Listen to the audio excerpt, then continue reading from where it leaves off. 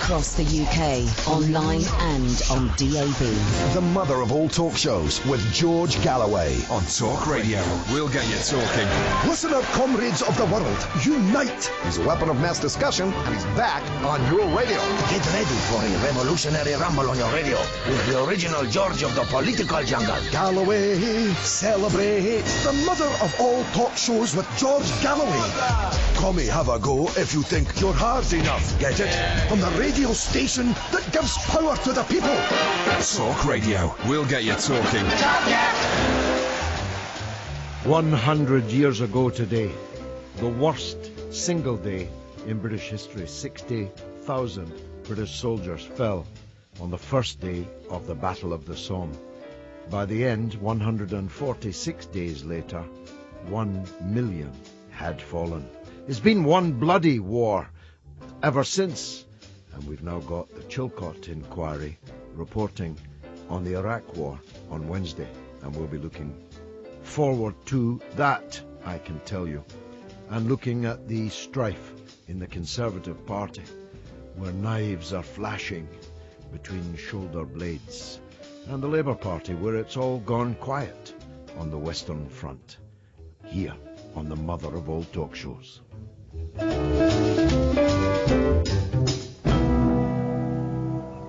The mother of all talk shows with George Galloway. On Talk Radio, we'll get you talking. Well, I've got plenty to say, but I also have ears to listen to you. Here's how you call me. 0844 499 1000. That's 0844 499 1000. In fact, why don't you make a note of that on your phone or on a piece of paper that you keep handy every Friday night for the mother of all talk shows, because I want to hear from you, whether you agree with me or you don't. You'll get a fair hearing, but don't show up for a fight with me unless you're well armed with the arguments. Be warned. 100 years ago, 1916, 2 years into the First World War, the British Armed Forces, early this morning, 100 years ago, stood poised to go over the top. When they did, they were cut down in unprecedented numbers. 60,000 were dead by the end of just the first day, the worst day in the history of British arms. The battle lasted 146 days. It was a charnel house, amidst the mud and the blood and the gore and the rats. People like you, people like your fathers, grandfathers, great-grandfathers, endured the closest thing to hell on earth that can ever have taken place. Now, you know, not many of you listening probably ever met anyone who fought in the First World War. I, because of my age, can say I met many people who fought in the First World War. Many of them were blind from the gas. Many were lame, and I knew very large numbers of elderly women who never married, never had children, because of the sheer loss of our menfolk. It was the cutting down of the flower of a whole generation in our country, and in a way, we never recovered from it. It didn't just devastate the marriage prospects of so many hundreds of thousands of women. It left so many hundreds of thousands of women as widows, children as orphans. But it cut our labour, power, our ingenuity, our creativity, the people who would have gone on, could have gone on to build our country's strength, economic and other strength, who never came home and lay in the mud, in the gore, many of them in unmarked graves, many of them uncountable in the war graves that were visited by these waxen-faced hypocrites today. Why do I say such a strong thing? Well, because I listened to the ministers.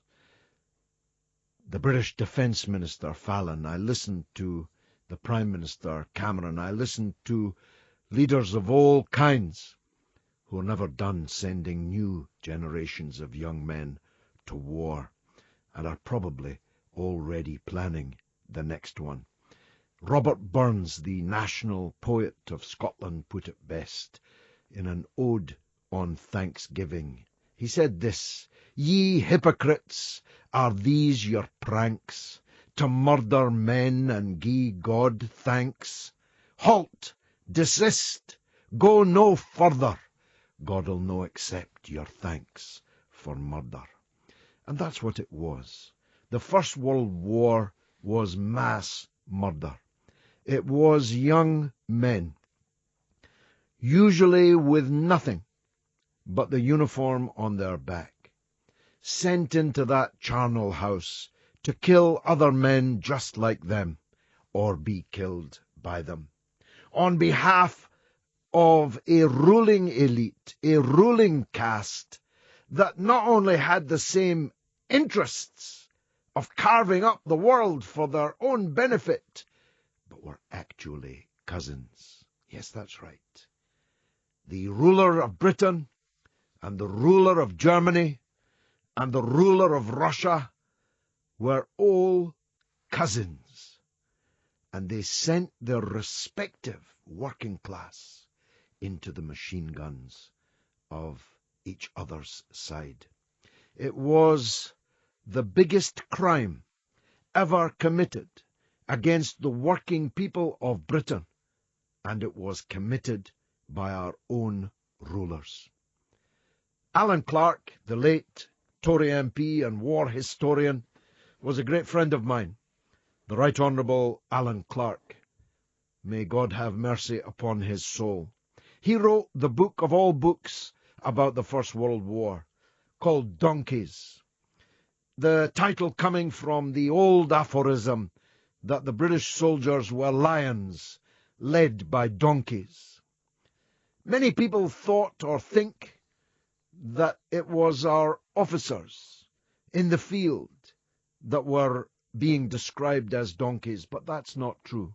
As a matter of fact, the level of sacrifice in the field of battle of Britain's officers was truly phenomenal. At some points in the war, officers had a life expectancy that could be measured in hours, days. The donkeys were way behind the lines in the chateau with their brandy, their postprandial pranks, and even further away in Whitehall and in the palace. It was a great crime from which I'm arguing we have never recovered. 0844 499 1000 to tell me your take on my take on the events that took place 100 years ago this day. And as we approach the long-awaited, never could the phrase long-awaited have been more literally true, as we approach the long-awaited delivery of the Chilcot Inquiry Report, we'll be talking about another war that killed another million people, the war for which Tony Blair and George W. Bush were principally responsible. I'll have plenty to say about that tonight and on Thursday night on BBC Question Time. I don't know who the war party are going to put up against me on BBC Question Time, but they'd better come well armoured, because I feel the last 20 years of my life or more has been preparing me for that hour. 0844 499 1000, that's the number to call. And we'll be talking about skirmishes of a much lesser order.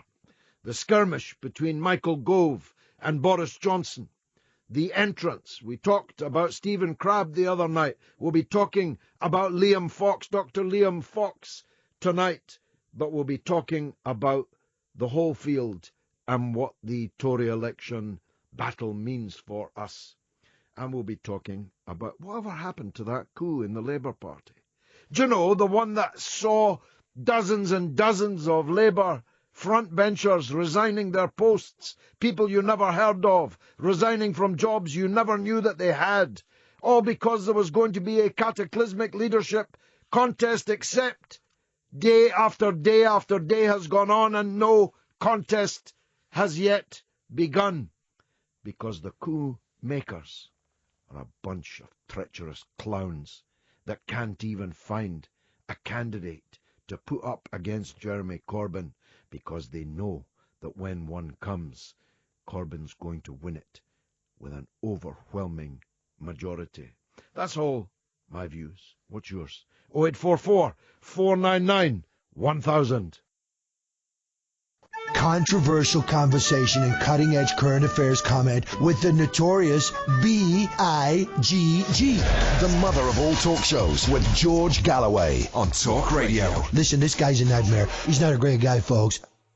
Now, I don't have many things in common politically with Dr. Liam Fox, although we were on the same side in the referendum. But I do have an ethno-religious overlap with him. He is from the same kind of background as me, and I quite like him. He's irrepressible. He is not afraid to contest and fight for his point of view, even though, as I say, I very, very seldom agree with it. I've travelled with him overseas, though I promise him our trip to Vietnam will remain between me and him. My lips are sealed about that. What happens in Ho Chi Minh City stays in Ho Chi Minh City. But he's a broth of a boy. He's a likeable lad, and he's a candidate for the Tory leadership. He is not the only Brexiteer in the field. As far as I can see, 3 out of the 5 are. So it'll be interesting to see how that vote breaks. But one thing you can be sure of, he'll give it all he's got in the battle for the Tory leadership, and thus the keys to number 10 Downing Street. I'm glad that we are joined this evening by his campaign manager, the man who rejoices in the wonderfully apt name for today's politics at Westminster, Robert Goodwill, the MP for Scarborough. Robert, thanks for joining us. Evening, George. How are you? I'm good, thanks. Nice to hear your voice again, my friend. Tell me this. What will Liam's main campaign priorities, what will he be saying? What makes him the man that Tories should go for? Well, I see him as the only candidate who can really unify the party, both in Parliament and, of course, unify the party in the country. The majority, I mean, I was on the Remain side, so, many people think it's surprising that I'm backing Liam, but, I do feel it's important that we have somebody who can bring us together.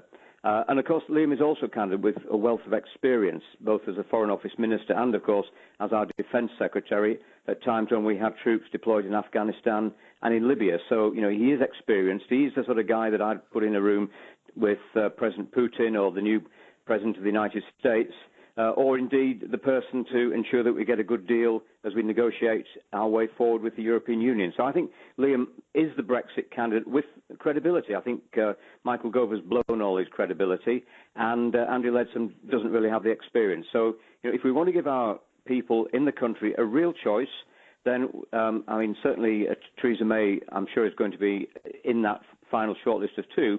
But I think Liam is the person to give them a proper choice. And I think somebody who would have the experience, along with Theresa, to give people a choice of 2 candidates who would both make very good prime ministers. He's also very personable, isn't he? He could get on with people. He's a sort of hail fellow, well met, a bit of a glad-hander. He enjoys a joke. He can make people laugh. He can take a joke.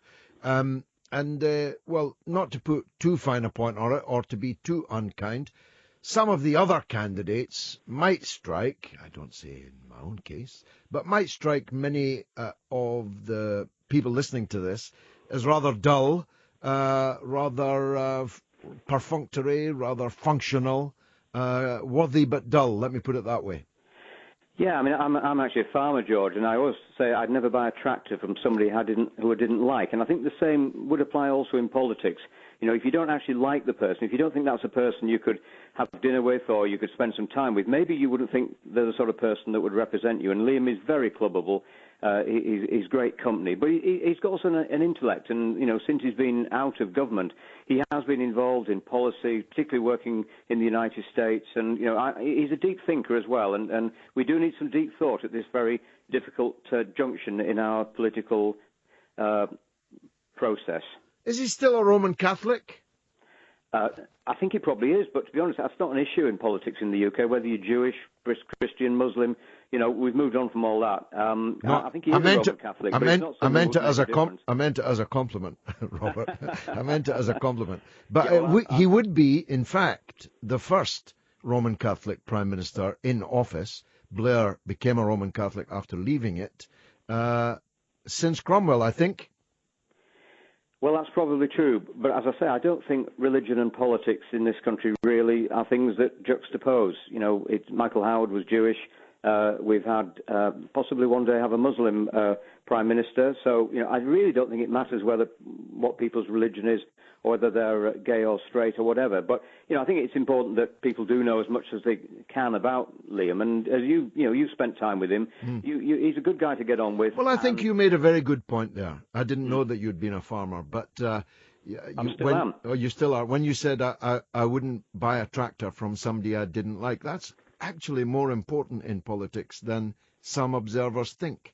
And, Liam's very good on the media. He, not only can he give that sort of conference platform speech, but he's also very good, in those sound bites that unfortunately we've got to come up with these days because of the way that rolling news works. So, you seem to like him. If you like him, my goodness, he's a Tory. That must say something. Yeah, I do like him on a personal level, yeah, I do. Now, let's look at what vote in Parliament, first of all, because he won't be on the ballot unless he gets the second biggest share of the vote in Parliament. You've got three Brexiteers. Now, Gove, as I think you don't need to be a genius to work out, has already lost a chunk of the Brexit Tory vote in Parliament because, well, I mean, there's no other way of putting that. He betrayed his friend Boris Johnson, having earlier betrayed his friend David Cameron. So I'm thinking that Michael Gove might get an extremely small vote. So maybe some of the Johnson vote might go to Liam, but then he's now up against a woman who they say is a kind of new Mrs. Thatcher in Andrea. How will that break down? I knew Mrs. Thatcher, and Andy Leadsom is no Margaret Thatcher, as I think somebody famously said. I think I've been talking to some former Boris people today, and they feel like they've been slapped in the face, and they really, I think, actually many of them are shell shocked and confused. They've been spending most of the last year with Boris campaigning for Brexit, with Boris campaigning in London in some cases, and they really feel let down, and I just think that I think Mr. Gove really has a problem because of that. And therefore, if you want a Brexit candidate and you want to give the party a real choice, and I've nothing against Stephen Crabb, I have a lot of respect for him. He's a great guy, and I suspect one day he may become Prime Minister. But I think to give the people a real choice, putting Liam up against Theresa would allow people to really, I think, exercise that view. And to be honest, if either of those became Prime Minister, I'd be very happy. But I think Liam is the one from the Brexit side that has more chance of unifying us. And also, I think when we go to Brussels to try and get the deals that we need to get, I think people will realise Liam's heart's in it because he was on the Brexit side.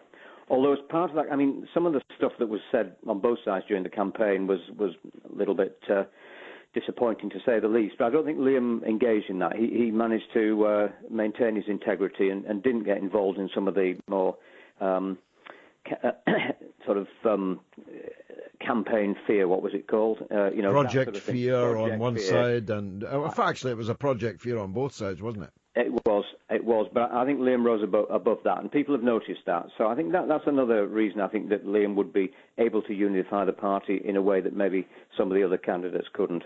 There is, and you've alluded to it, even though you were on the other side in the argument. I mean, from the point of view of the Tory party's electoral fortunes, you need to check the rise of UKIP. And I can't imagine that UKIP would be wishing for anything other than a Theresa May victory, because a Theresa May victory will allow them to cry foul, to get up a steam in the country that the referendum result is somehow being betrayed, because the Prime Minister who's in charge of the exit never believed in exit. So that would be another reason for the Tories choosing a Brexiteer, wouldn't it?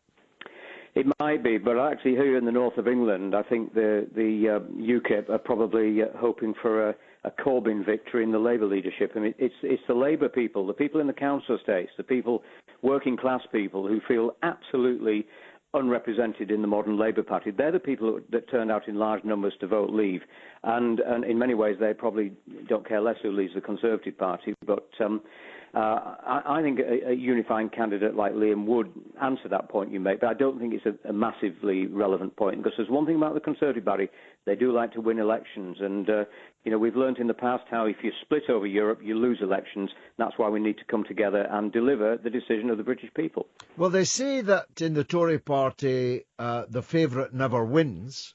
And we've seen it again this week, yeah? Boris Johnson was supposedly the favourite. He's definitely not going to win. He can't get to the starting line. David Davis was overwhelmingly the favourite, and David Cameron blindsided him. So Liam Fox is definitely not the favourite, but you think he can win? I think he stands a good chance of getting into the final two.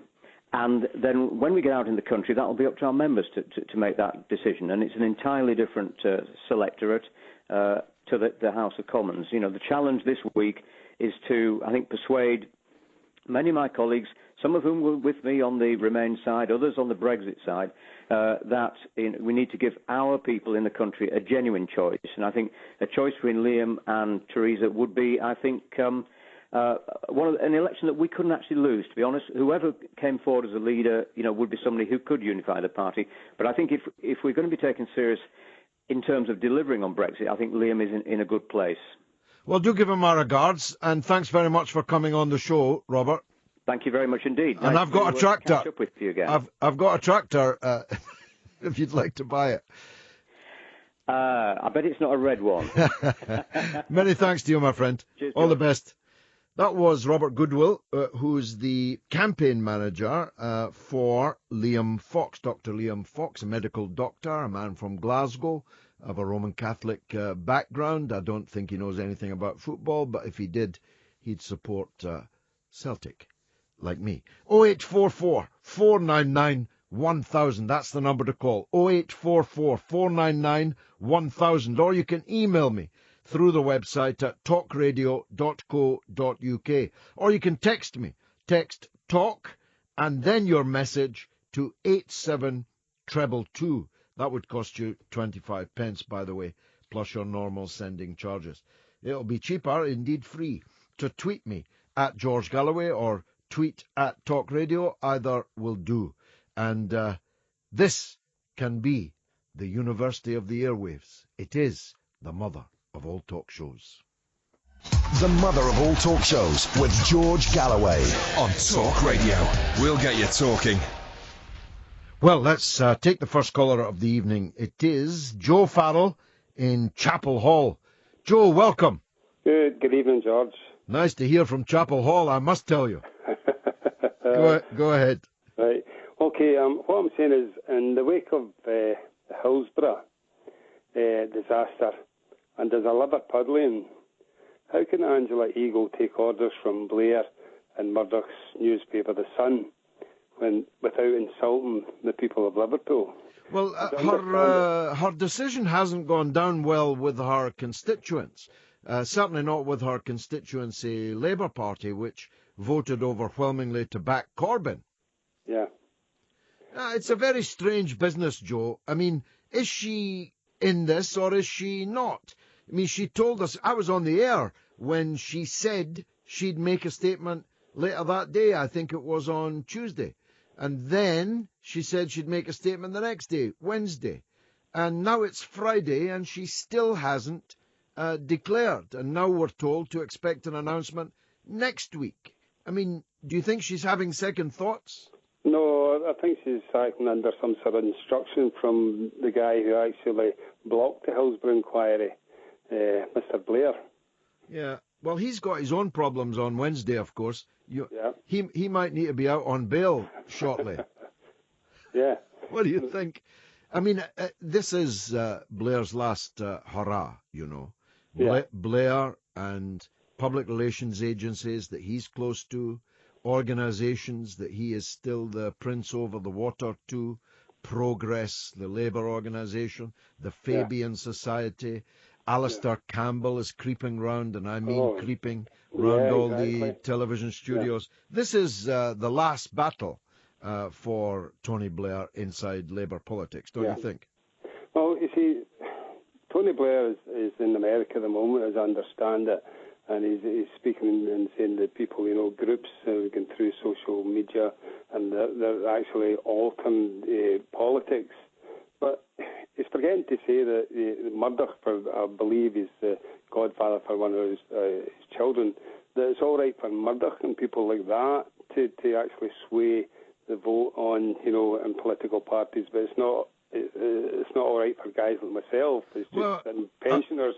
I'll tell you what, Joe. It's the entire media that has got it in for Corbyn. I mean, the Guardian, the so-called liberal Guardian, has been as savage as the Sun or anybody else in attacking Corbyn. Even the Mirror, which has been a Labour paper for more than half a century, was savagely attacking Corbyn. It's the whole media that's against him. Well, I read something by Bernie Saunders in America said that, you know, somebody who is not electable in the modern day is the problem is that they just can't be bought. I saw that quote. It's a great quote. I think when they say unelectable, they mean he can't be bought. Yeah, I think that's great. It's really a very good quote. In the case of Corbyn, it's very much true, as I believe. Yeah. Joe, thanks very much indeed. Well, great to hear from Chapel Hall as my first call. Let's go to Chester. And Stephen is on the line. Stephen. Chichester, I beg your pardon. Go ahead, Stephen. Hi, evening, George. How are you? Evening to you. I've got my wrong specs on, and I read that as Chester. Beg your pardon. Don't worry, that's fine. Chester's a nice place as well. It is, lovely, lovely. Anyway, go ahead, Stephen. Yeah, great to have you back on the radio. Nice to hear from you again. Thank you. Yeah, just good introduction you had this evening about the Battle of the Somme. And well, I feel very strongly about it, Stephen, and I've been listening to all kinds of cant and hypocrisy all day. Yeah. And I just couldn't take it anymore. I felt I had to clear the air. I had to get it off my chest. Yeah, absolutely. I mean, I tried watching some of the commemorations last night and this morning, and just the sight of all these generals and the ministers and the royals, the very people who start these wars, including the First World War, and there they are on the one hand commemorating and possibly, as you say, planning the next war, only too happy to go to war. On the other hand, it's hypocritical and it's nauseating, you know, and it's disrespectful as well to the dead. It is, and you know, not many people are prepared to say it, though I think a lot of people think it, that this kind of glorification of war is something very seriously to be avoided and combated when we see it. I mean, the entire First World War, everywhere, on every front, was simply nightmarish. But the Battle of the Somme, and the first day, 60,000. Imagine 60,000 is a good crowd at a football game. Imagine, God forbid, all of them dead. All of them dead by the end of one day. And then 1 million dead in the course of what they called a battle. Of course, battle is the wrong word also. This was just slaughter. These young men, teenagers, some of them, were being ordered over the top, through the wire, and into the guns. There was no possibility of staying alive, staying unscathed. And if you weren't killed, you were wounded. If you weren't wounded, you were gassed. If you weren't lame, you were blind.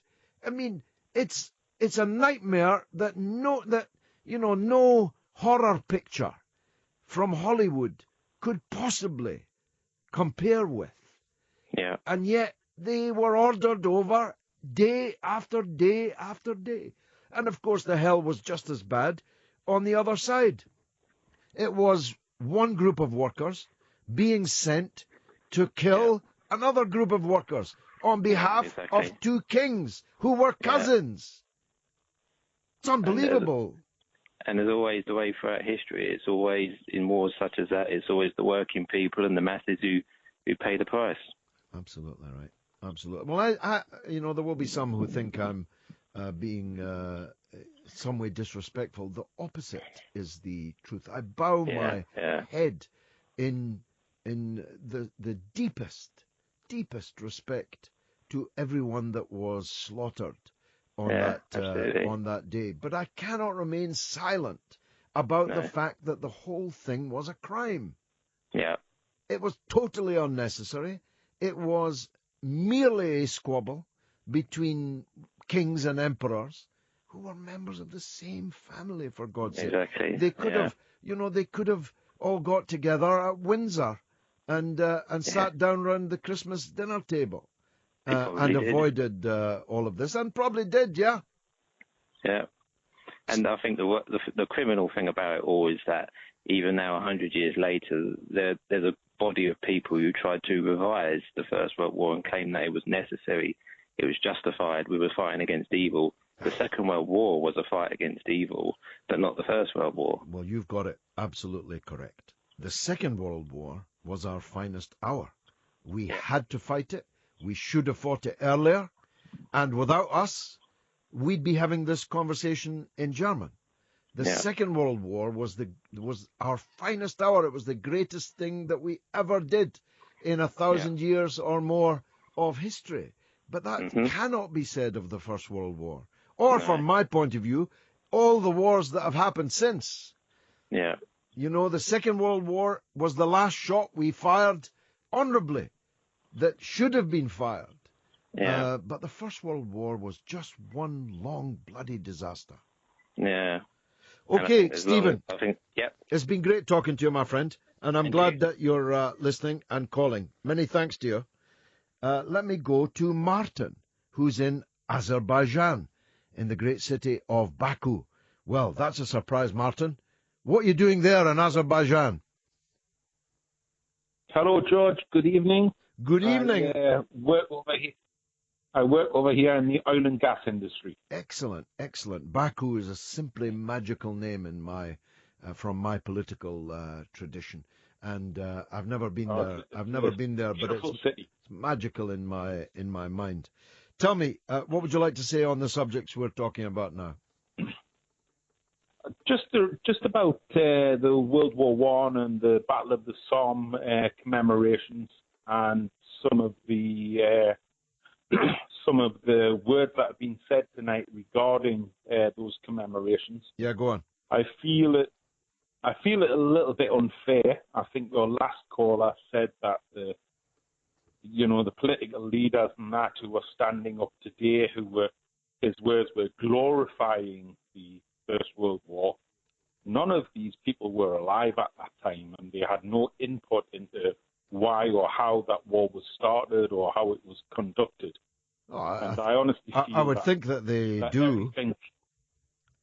I can't imagine. I don't think any of our. I don't think anyone who's I don't think any of our currently political leaders at the moment were old enough to have any input into the first. No, of course not. Of course and not. I honestly, that doesn't. I honestly feel that. I wasn't. I wasn't born, but I've got a very strong point of view about it. Yes, of course. And we can't turn back the hands of time. And it was a terrible, terrible thing that happened. And the war may have been, misguided, and the reasons for carrying out that war may have been misguided. But I do feel quite strongly today that the people who are making comment and the leaders of all countries and all nations, I don't say that anyone has glorified the First World War. I do feel quite strongly that people have been very respectful of the dead of that war. Well, And I beg the to... shame and the horror.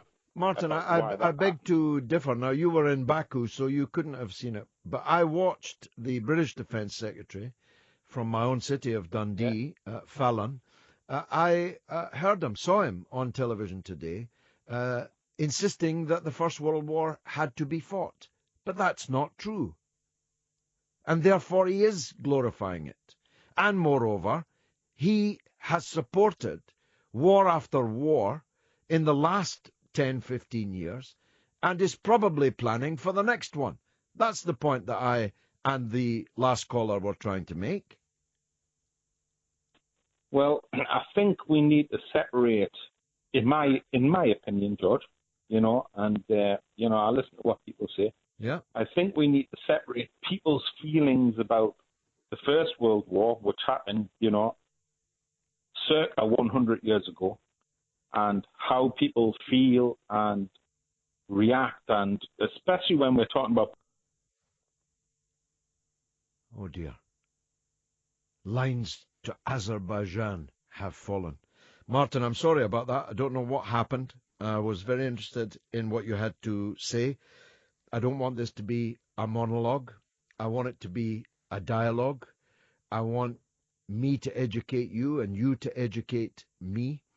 But I won't resile from my sincerely held views. And everything I said about the First World War, I stand by. 0844 499 1000. Come and have a go.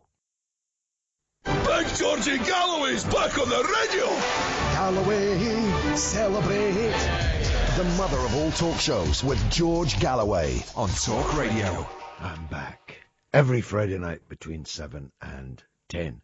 0844 499 1000. That's the number to call to participate in this University of the Airwaves. Next up is Anthony in South Shields. Go ahead, Anthony. Hello, George. Hi there. Thanks for calling. What would you like to say? Yeah, first of all, massive fan. Always listen to you. You make the talk, sports days and all that kind of stuff. Many thanks. I enjoyed those years. Yeah, they were really good. I think the most important thing when you just think about is Jeremy Corbyn. The way the media go on, for instance, at the start of it, when BBC went, the left wing, Jeremy Corbyn, of course he's left wing, he's Labour. Yeah. That's the whole point of it. Well, he's not any more left wing than he was when he won a landslide victory, not even 1 year ago. Yeah, I completely agree. I voted for him. Yeah. I voted for him. He's got a mandate to be left wing. And by the way, he's won election after election after election after election in the 9 months he's been in the job.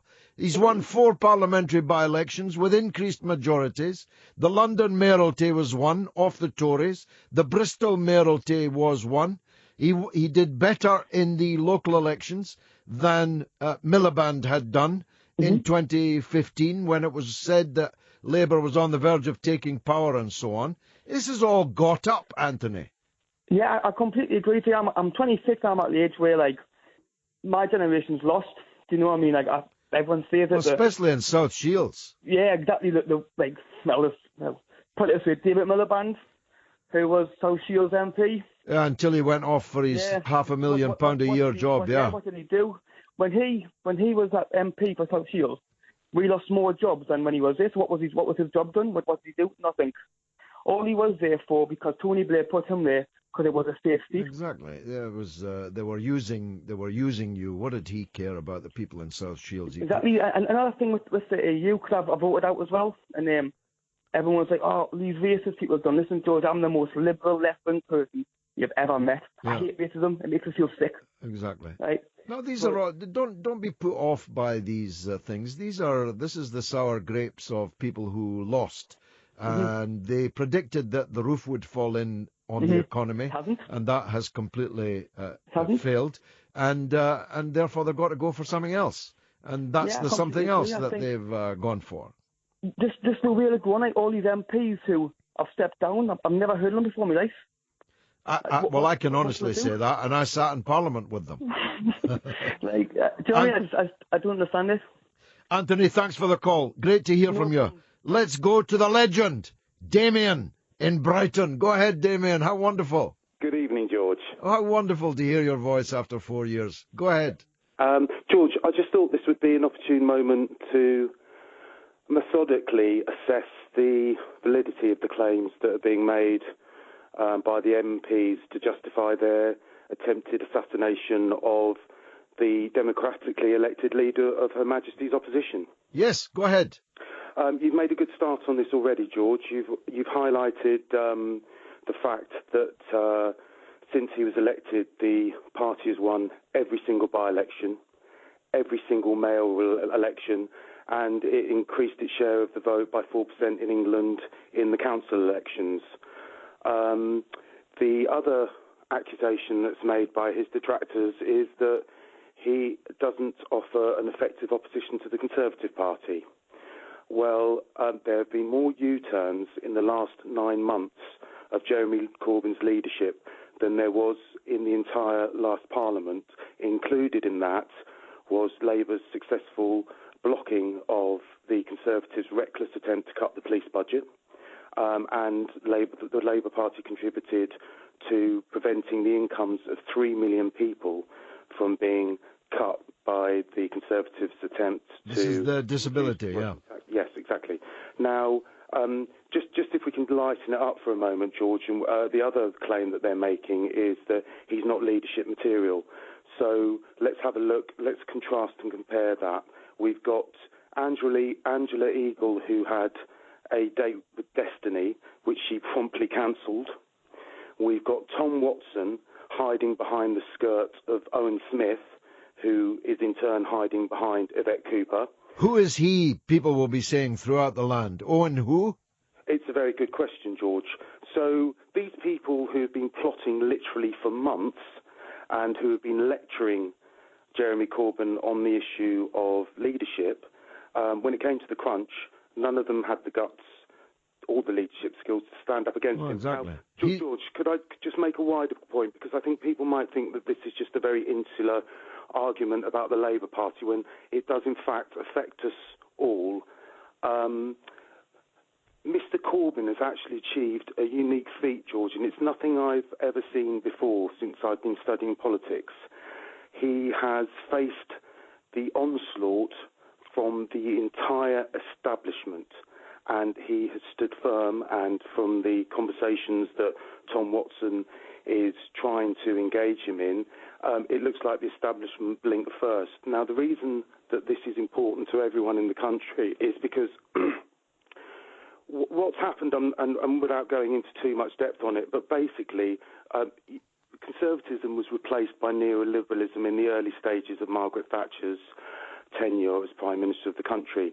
To hedge their bets, the neoliberals then sought to ingratiate themselves into the Labour Party, and as Margaret Thatcher said, New Labour was, well, that's right. Look, Damien, I have to cut you out. I have to cut you off because we've run out of time. But that's the moment at which they became two cheeks of the same backside. They both were neoliberal parties. They both supported neocon foreign policies. They both concluded that there was only one way, and that way was the model of finance capital on both sides of the Atlantic, which came crashing down in 2008 and almost took the whole country over a cliff.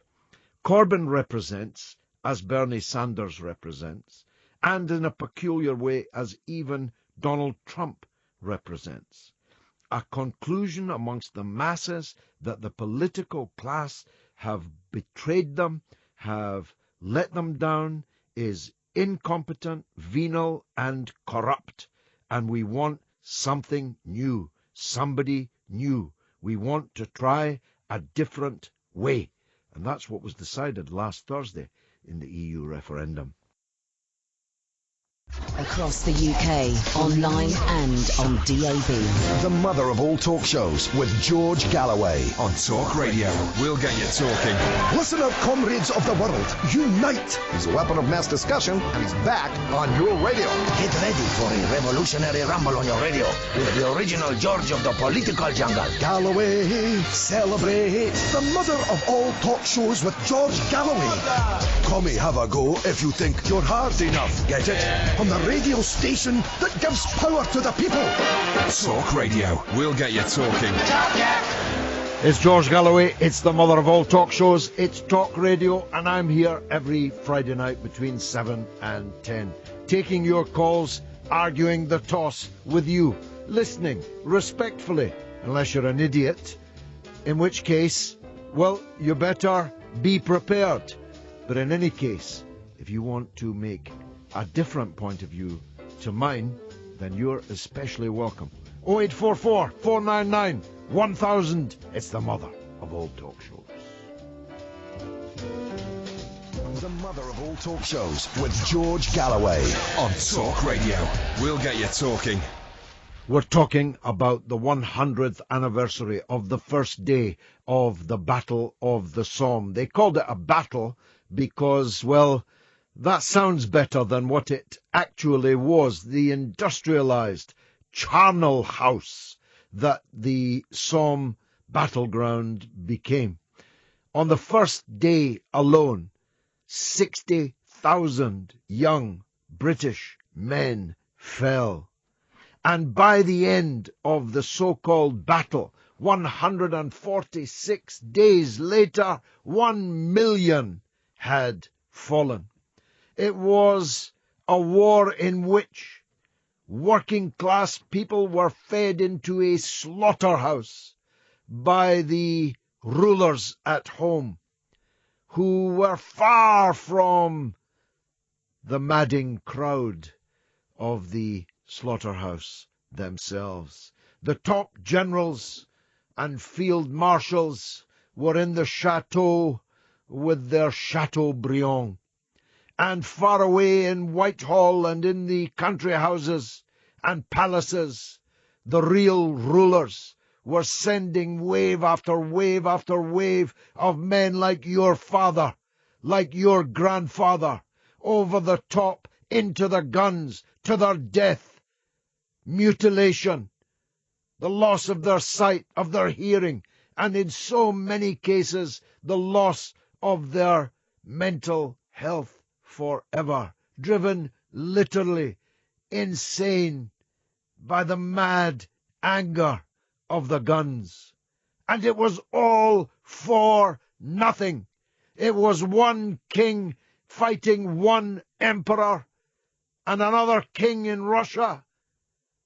And they were all cousins. They were all Queen Victoria's grandchildren.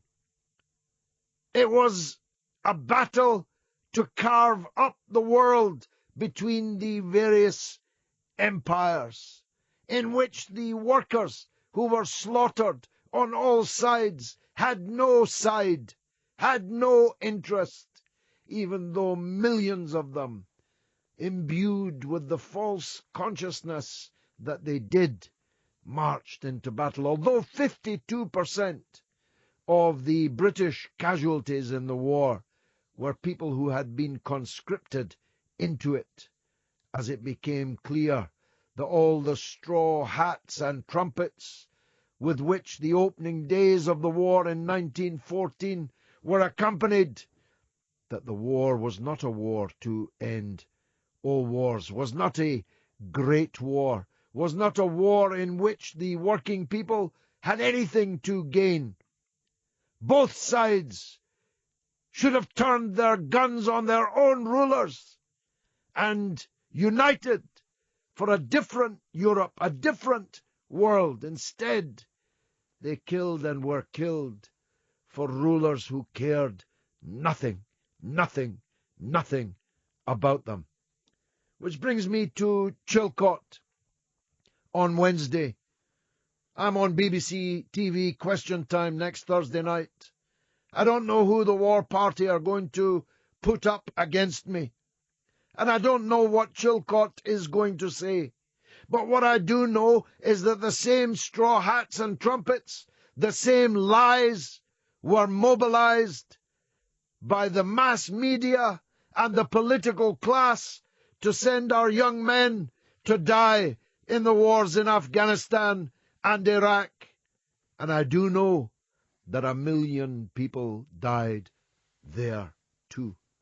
And I do know that the seeds of new wars were sown in that Iraq war that we'll be hearing so much about on Wednesday when Chilcot reports. And then there's the phony war in the Labour Party over the leadership. Why don't they put up or shut up and get their boots on and leave? If they don't want to be in the Labour Party, if they don't want to accept the leaders and the policies chosen by the Labour Party, why are they drawing their fat salaries, sitting on their fat asses in Parliament, betraying the people who sent them there? That's my view. And what about the Tories? Who's best? Who's best in this parade of the less than charismatic? Michael Gove admitted today that whatever charisma is, I don't have it, he said. Well, I'll tell you what charisma is, Michael. It's what you don't have. Now, I want your calls. 0844 499 1000. I've got one from my own city of Dundee. Paul. Welcome, Paul. Hi, George. Thanks very much for taking the call. We just want to talk about, the commemorations for the Battle of the Somme. Yes. I'm really saddened, by a bunch establishment hypocrites and royal families, that go to these events and they kind of turn into some sort of death cult, I mean, when they're responsible, their family are responsible for the wholesale slaughter of the working class. Millions of people. Millions on both sides. And, I mean, it's so... I mean, I don't understand if they're teaching it in schools, what actually happened, why the First World War came to pass in the first place, because, I mean, this is the other thing as well. 60,000 people, right? 60,000 lives, human beings dead in one day. Oh, just the British, by the way. Yeah, and I'm saying, so, well, if that happened on one day, you would think that somebody would say, well, maybe this isn't working, we need to change something, No, they forced them to do it all again the second day. And then for 146 days. Absolutely horrendous. And then, here we are 100 years later, and they're standing up there reading poems as if it was some sort of, well, it's a glorification of mass slaughter, and it doesn't sit well with me at all, George. Nor me, Paul. It disgusts me. Thanks for the call, my friend. Let's go to London. Alex is on the line. Go on, Alex. Good evening, George. Thanks for taking the call. Welcome. Firstly, with regards to your forthcoming question time appearance, I hope they send that list to Campbell, because I think he's had it coming for a long time, and if anyone's going to give it to him... Well, I hope they do too, but I hope even more that Blair will have the guts to come on and answer. He'll be in chains, no? Well, I hope so. He might get bail. If he gets bail, he can come. Well, maybe. The main reason for my call, though, was to talk about the ongoing coup, if you want to call it that, within the Labour Party. And I've been politically dormant for quite some time now, but I've been so incensed by the treatment of Jeremy Corbyn over the past few days since the referendum result that I attended my first political rally in 12 years in Parliament Square on Monday. Oh, yes. I think that the Parliamentary Labour Committee, whatever it is, what's it called? The Parliamentary Labour Party, PLP. I think they've grossly underestimated public opinion with this, and what seems to have happened now is that the people who are kind of leading it from the front have all gone very, very quiet, and it almost seems like Gove, Johnson and Farage had more of a plan of what to do when they won the referendum than the PLP seem to have had. now that they've seemingly created this coup within Labour. Well, and what's going to happen now, Alex? I mean, if they don't put somebody up, where does that leave everybody? It leaves a leader who's been lacerated. The only option I can see is once if the Labour Party rallies behind Corbyn, which it certainly appears to be doing, is deselection, and there'll be plenty of spots up for MPs. Well, I hope there's mass resignations or crossing of the floor, because if you say, in the words that they used, and some of them were very extreme indeed, if you say that your leader is not fit to be the Prime Minister, how can you continue to sit as a Labour MP when you, A, either haven't put anyone up against him, or B, did put somebody up against him and got absolutely thrashed?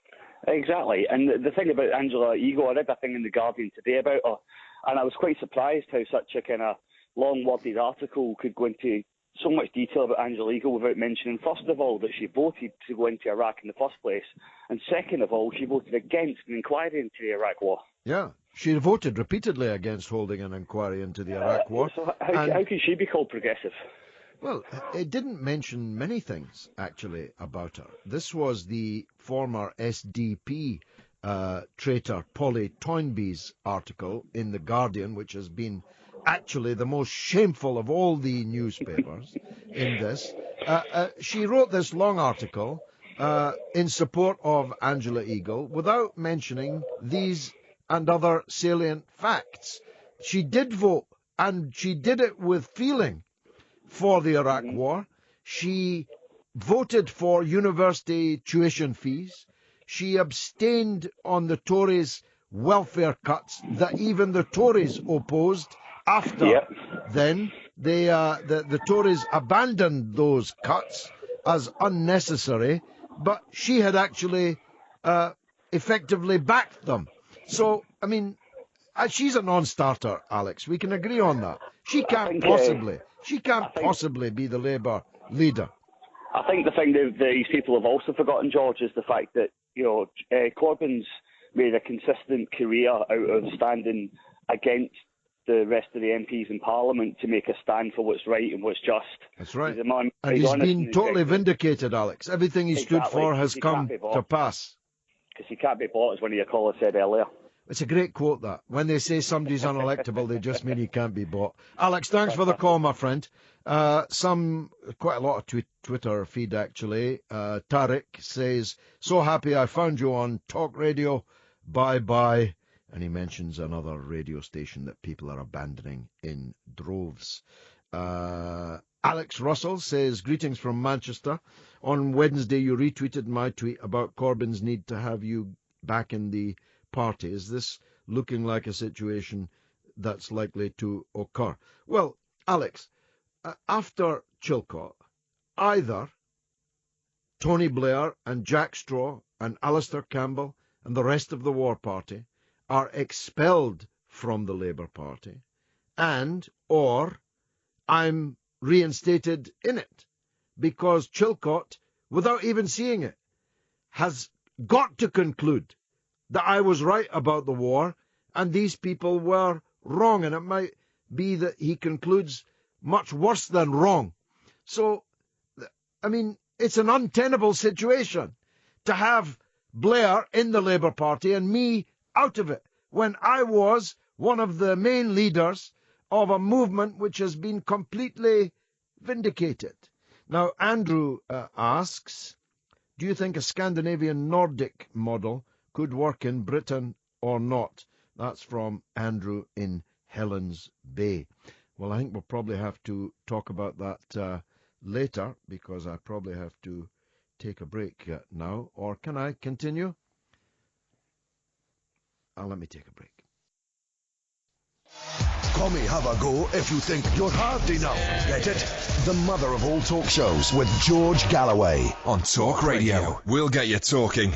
Well, if you want to talk, it's 0844 499 1000. 0844 499 1000. You call us, we'll call you right back, and you'll be on the radio with me here on the mother of all talk shows. You can also text, you can email, and you can tweet. Here's a text from Steve. Great to hear you back on the radio. Well said in your introduction on the Somme. The First World War was a wasteful and pointless inter-capitalist war. And the sight of these generals, ministers, and royals leading the commemorations, when it's people like them that start wars, is nauseating. While they remember on the one hand, they secretly plan the next war on the other. Brilliantly put. Neil in the Wirral says, George, what we need right now in politics is a party that's not just another opposing vector across the political dialectic. You see the class of the people that listen to this show. You see their level of education. Is there another show on the radio where people talk about dialectics and vectors? I promise you, you will not hear this kind of a show anywhere else on the radio. Nowhere. And Rahman says, George, the Chilcot report will have sections redacted due to, quote, national security. No justice. Well, I haven't seen that, Rahman. I don't know if that's breaking news. But the more redactions there are, the less credible will the report be. And a report that takes 8 years to bring forward and costs all these many, many millions of pounds, if it turns out to be not credible, then it will be a further gigantic blow to the credibility of our political system, our institutions. They've already taken one hell of a beating over these last 15 years or more. And if Chilcot turns out to be, as I said on the day that it was appointed, I said in the House of Commons when I heard the terms of reference and I heard the members of the panel announced, I described them as a parade of establishment flunkies. Now, if I turn out to be right about that, if the Chilcot report turns out to be yet another bucket of whitewash, except where there's black ink redacting, then that's a very, very dangerous game for the British establishment to play. There has never been a moment in which the British establishment stood in more greater odium, opprobrium, and contempt amongst the British public. Never been such a moment. And Chilcot has to save something for the establishment. I'm very clear about that. Let's talk to Alan in Edinburgh. Alan, go on, son. Hello, George. Hi, good to hear from you. Go on. I'll tell you what it is. Ian Murray, my MP. Mm-hmm. Right? He's another traitor. Every time I try to phone him about Mr. Corbyn, right? Yeah. They keep me blank me, they're ignorance, they're cowards. They are cowards. They are cowards. Eh? They're definitely cowards. They are cowards. Yeah. And they couldn't, I've even asked for them to come and see me, right? And they'll not even do that. Who is he anyway? You know what I mean? Where did he come from? What is he? Has he ever seen an angry gaffer? Does he think Swarfiga is a Greek island? Has he ever actually worked for a living? You better believe it, George. I mean, these people are masquerading as Labour members of Parliament. He's the only Labour MP in Scotland, and he resigns, leaving the whole of Scotland without any Scottish MP in the shadow cabinet. I'll tell you what, Alan, I volunteer to be the Shadow Secretary of State for Scotland. I'll tell you what, the SNP would know they were in a fight if he appointed me as the Shadow Secretary of State. Thanks for your call. I'll be voting for you, George. Thanks a lot. Thank you very much indeed. We're not just talking, of course, about the Labour Party. We're talking about the Tories. And if you think about it, that's actually pretty important, because the person, man or woman, who is elected in the next couple of months as Tory leader automatically gets number 10 Downing Street and the dispatch box and the keys to the entire governance of Britain and a finger on the trigger of Britain's nuclear weapons. You couldn't get a much bigger job in Britain than that. So shouldn't the British people elect the Prime Minister? That's, after all, what David Cameron said to Gordon Brown when he was similarly put into the Prime Minister's chair without a vote of the British people. Cameron was right then, and it would be wrong now to, for any length of time, have an unelected Prime Minister. I'm very sure about that. By the way, we've got the great Peter Oborne, co-author of Not the Chilcot Report. He's the finest Conservative journalist in the country.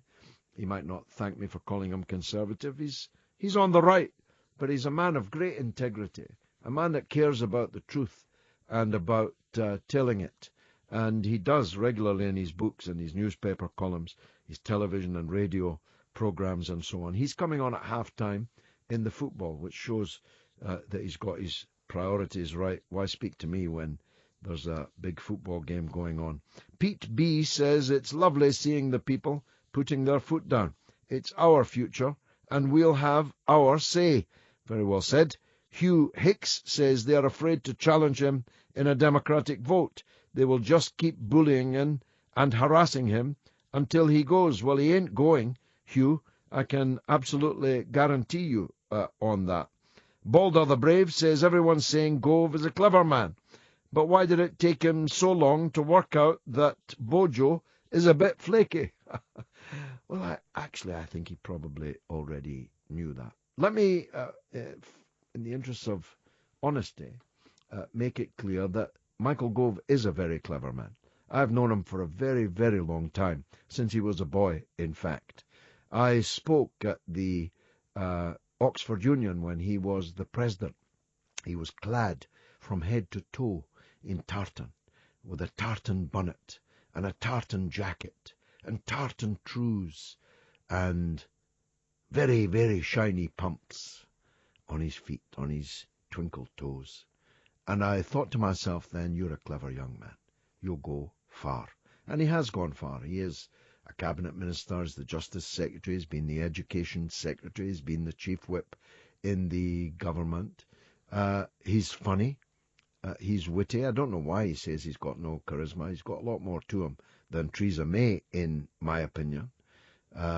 He is a kind man.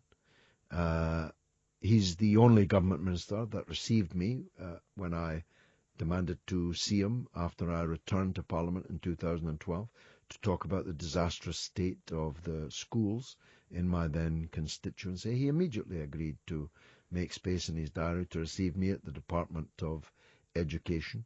And when I was rather roughly attacked in the street, he's the only top-line politician who stopped his car, crossed the road, and commiserated with me. Certainly none of the Labour ones did. Let's talk to Tariq in the aforementioned Bradford. Go ahead, Tariq. Hi, George. How are you? By the grace of God, I'm good, sir. Please, tell me quickly. Yeah, brilliant. Basically, I'm just having a little bit of a rant. I mean, I've been watching Sky News today, and I've been watching the news channels for a good week, and it's all about Jeremy Corbyn, and I'm just sick to the back teeth of kids coming on Sky News telling them how terrible Jeremy Corbyn is, or how unelectable he is. And I'm thinking, do these kids think that the Labour Party was founded in 1997 by Tony Blair? Don't they know that the Labour Party is 100 years old, and it's a socialist democratic party? I don't think they grasp that. So basically, I just thought I'd give you a ring because you've been in the game a lot longer than these fools.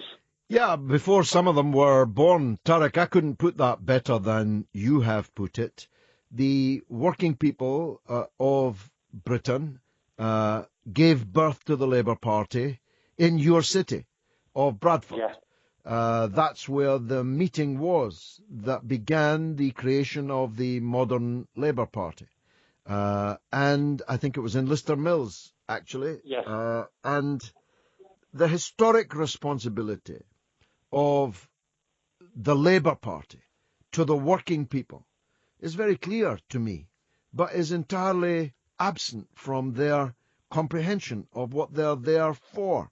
There were the Tories, rocking, split, divided, having lost the referendum vote, the Prime Minister resigning, everything up in the air. If ever a time for a strong opposition to be the alternative government, to demand a general election, and to make the demands of the people, if ever a time existed, it was then. And what did they do? Definitely. What did they do? They betrayed everybody. They betrayed everything. They betrayed their leader. They betrayed their party. They betrayed their class. They betrayed their voters and turned in on themselves and rocked the Labour Party to the point of paralysis. Absolutely. And what was it all about? Was it for somebody called Angela Eagle that nobody has ever heard of? They say Jeremy doesn't have charisma. My God, have they seen that woman? Have they heard that woman? No, this is what really shocks me.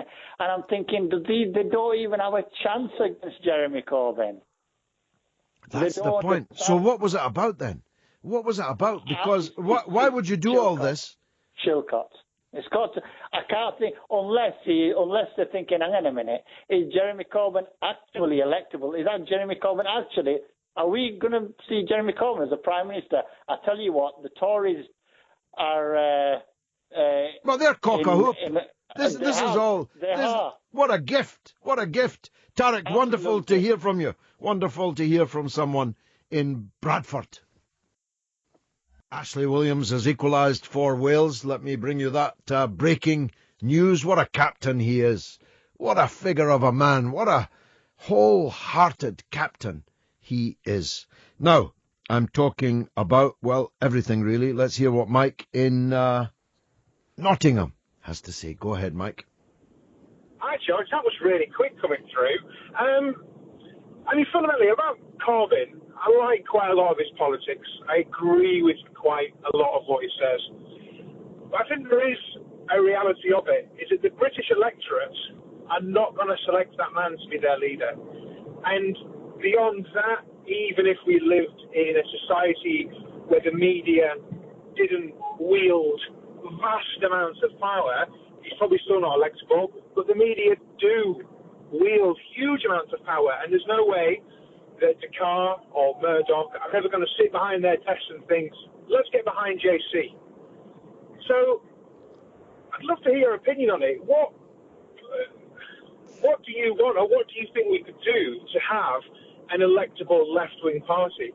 Because I can see you're kind of behind Corbyn, I understand why, but what should we do? Because he's just not going to be elected. Well, there's three issues that I want to take on there, Mike. First of all, there is no evidence whatsoever that Corbyn is electorally unpopular, and there's lots of evidence to the contrary. First of all, Labour is now ahead of the Tories in the polls. 1 point clear. Secondly, there's been 4 parliamentary by-elections, and Corbyn's won every one of them with an increased majority. They won the London election. They won the Bristol mayoral election.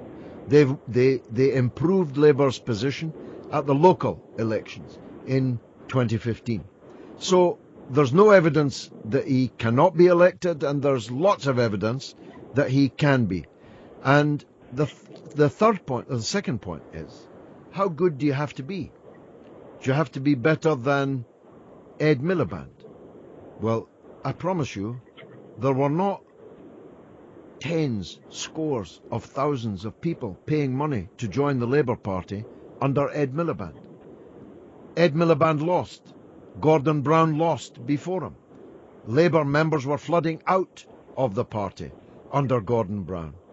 And they're flooding into the party in unprecedented numbers. He has more than doubled the size of the Labour Party in 9 months.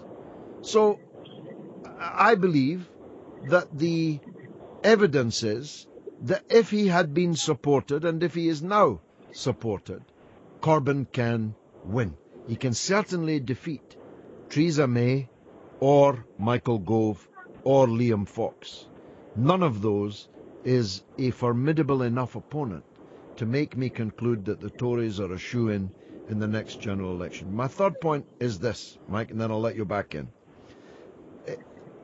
If you've got a better idea than Jeremy Corbyn, let me hear it. Have you got somebody who's ready to stand who would be better than Jeremy Corbyn? Even if I accept it, your first two premises, which I don't. Who is better than Corbyn and available to stand for the leader? Because it's all academic if you don't have somebody better. If you've got some Cicero that with a bright white smile, who's great on the TV, who's great in Parliament, who's great on the public platform, who's loved by the people, more than Corbyn, let me hear his or her name. Go ahead, Mike. Well, if I touch on your first point, I mean, at this point in the, I don't know what you call it, in the political spectrum, so soon after a general election, you'd expect the opposition, from my perspective, to be roaring ahead. I think I can't say it exactly, but there's a quote from Margaret Thatcher not too long before she died, saying that the Labour weren't far enough ahead in the polls as opposition. There's always going to be a swing back. Yeah, it's only been a year, Mike. I mean, that would be a point to be made in mid-term, in the mid-cycle, 2.5 years into the government. If the opposition wasn't ahead in mid-cycle by more than 1 point, that would be a strong argument. But it's far too early to conclude that now. Okay. We'll say, if we leave the point of saying could he be electable, in terms of who could step up, I honestly don't know. One of the biggest questions for the Labour Party now is, in a wider sense, so many politicians are self-serving ultimately, that no person in the Labour Party who would appeal to the wide. I think someone like Dan Jarvis would appeal. I might not fundamentally like him, but I think he has wider appeal. But I think anyone like Dan Jarvis or Chuck Romana, they're not going to stand up at this point because they know there's going to be a Brexit backlash against them. Any Remain Labour Party MP who wants to be elected as PM, they're not going to kind of put their hat into the ring. In terms of who could step up, I honestly don't know. Well, that's the problem. I mean, you don't make a coup if you don't have a candidate. I don't agree with everything you say, George. I'll be brutally honest, but oh my God, Angela Eagle, that's a step back, really. I mean, there's terrible. I'm sorry, there's no question about it. Never was a woman more wrongly named. She ain't no eagle. She ain't no eagle, and she ain't going to fly. But she is the candidate. So if you're asking me, Jeremy Corbyn or Angela Eagle, that's no contest. Now, you mentioned two other people. Let me deal with Chukwamuna first. And I'll surprise you by agreeing that Chukwuemuna's got a certain something, what the French call je ne sais quoi. Chukwuemuna has got a bit of star quality. But he has a number of big problems associated with him. And the most important of those is that he is closely associated with Tony Blair and Blairism. Now, if Blairism wasn't dead yet, it's going to be dead on Wednesday. I'll tell you that for nothing, Mike. And anybody who is a creature of the Blair milieu, that's two French words in one phone call, anyone who's a creature of that Blair milieu is dead in the water politically in the next 5, 10, 15 years. And Chuka is a quintessential Blairite. He inhabits the same milieu as them. Jarvis, he's got a good backstory. He was an army officer. I'm sorry to say he lost his wife, and he's bringing up young children alone as a single father. These are pieces of a backstory that can be, of course, electorally advantageous. God forgive me for putting it that way. But you know what I mean, I hope. No, absolutely, yeah. But what else has he got, Mike? He can't speak. He's not a thinker. He can't write. He's not good on TV. And he's nothing in the House of Commons. So both of those fall down, Mike. Well, if I was which I'm not, if I was in the upper echelons of the Labour Party, I'd be throwing everything to get Dan Jarvis up to scratch. I mean, if you look at, say, a man you're not fond of, Tony Blair, was one of the most trained, and well, we can see it now, perhaps like 97, I was too young for that in 97, but one of the most contrived people ever. Everything about that man was scripted and coached to this day. Probably because I think he was a lawyer before, was he? I don't know. A liar as well as a lawyer. A liar.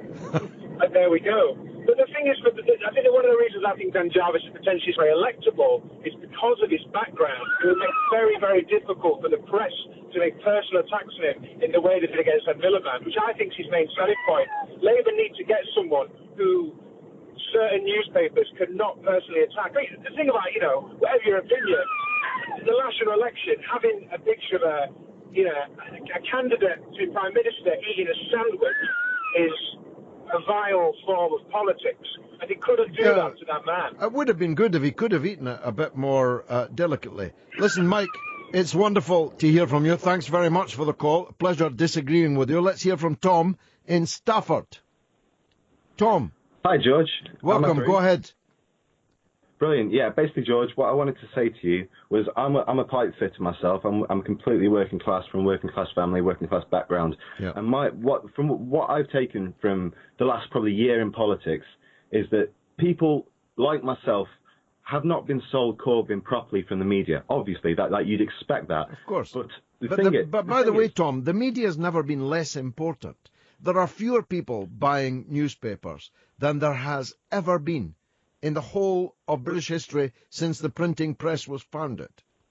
That might be true, George, and you do understand that with the way that social media has become so important in the life of media. But the truth is that every single day I'm in a van with 3 other blokes, and every single one of them is sitting there reading the paper. And you go into a cafe, and you go into a cafe on the highway, where a HGV cafe.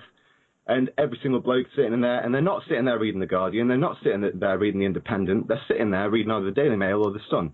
And that's the problem we've got. People in this country who are actually going to be represented by Jeremy Corbyn and his point of view and his fight and passion for the working class and seeing that everyone gets a fair share in this country, they're not sitting there reading the papers which represent them. They're sitting there reading The Sun and the Daily Mail because they've got pictures of Katie Price and pictures of boobs on the third pages. That's the problem that I think we've got. That is undoubtedly a problem, and it's essentially a problem.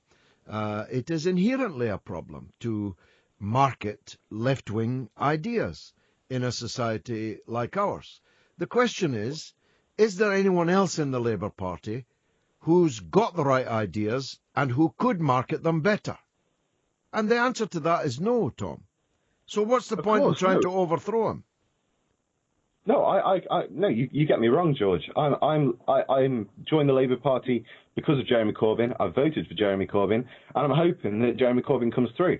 My point to you, George, is that they need to try and find better outlets than just The Guardian and The Independent to try and get our points across. The Guardian and The Independent are worse than the right-wing papers as far as Corbyn and this project is concerned. But I mean, of course, I recognise the point that you are making. It is inherently difficult. I've been doing it for 45 years nearly.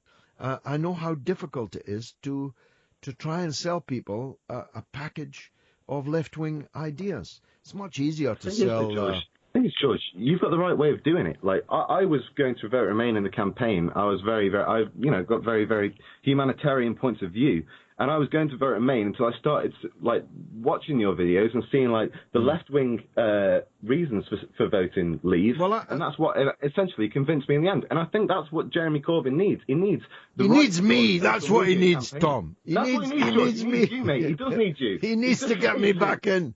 Well, he knows my telephone number. He's had it for 40 years. Tom, it's been great talking to you. Really mean that. And don't be a stranger. Keep coming back. 0844 499 1000. That is the number to call. I'm going to talk with Peter Oborn after this, I hope. Listener comrades of the world, unite! The mother of all talk shows with George Galloway on Talk Radio. We'll get you talking. Well, it's 0844 499 1000 is the number to call. We're talking about Chilcot. We're talking about the Labour leadership, the Tory leadership. We're talking about the anniversary of the Battle of the Somme. We're looking to talk very shortly, but not yet, to Peter Oborne. Isn't it one of the remarkable features of our age that the journalists who most regularly perform the actual job of a journalist rather than a propagandist are journalists of the right? I'm talking about Peter Hitchens. I'm talking about Peter Oborne. Both of them are on the right.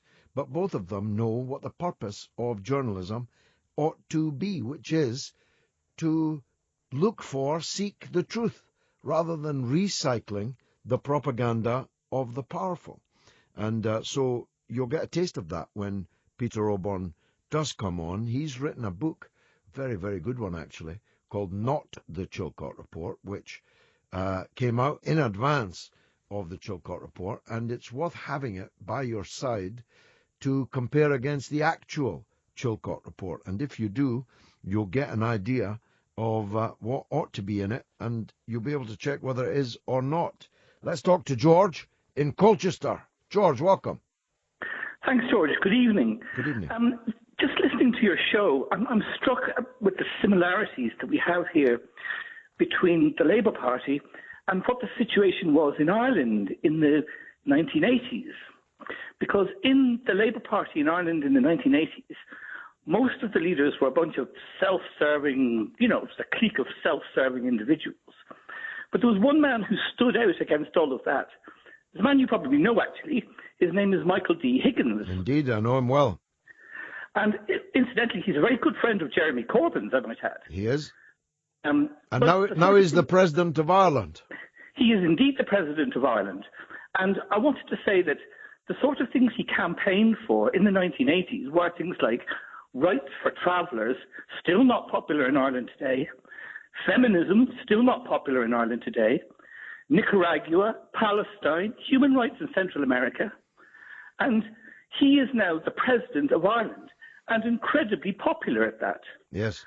So I don't see any reason why, given time, Jeremy Corbyn cannot also become an incredibly popular leader in this country. I think that these are all very powerful points, George. I repeat myself to this extent.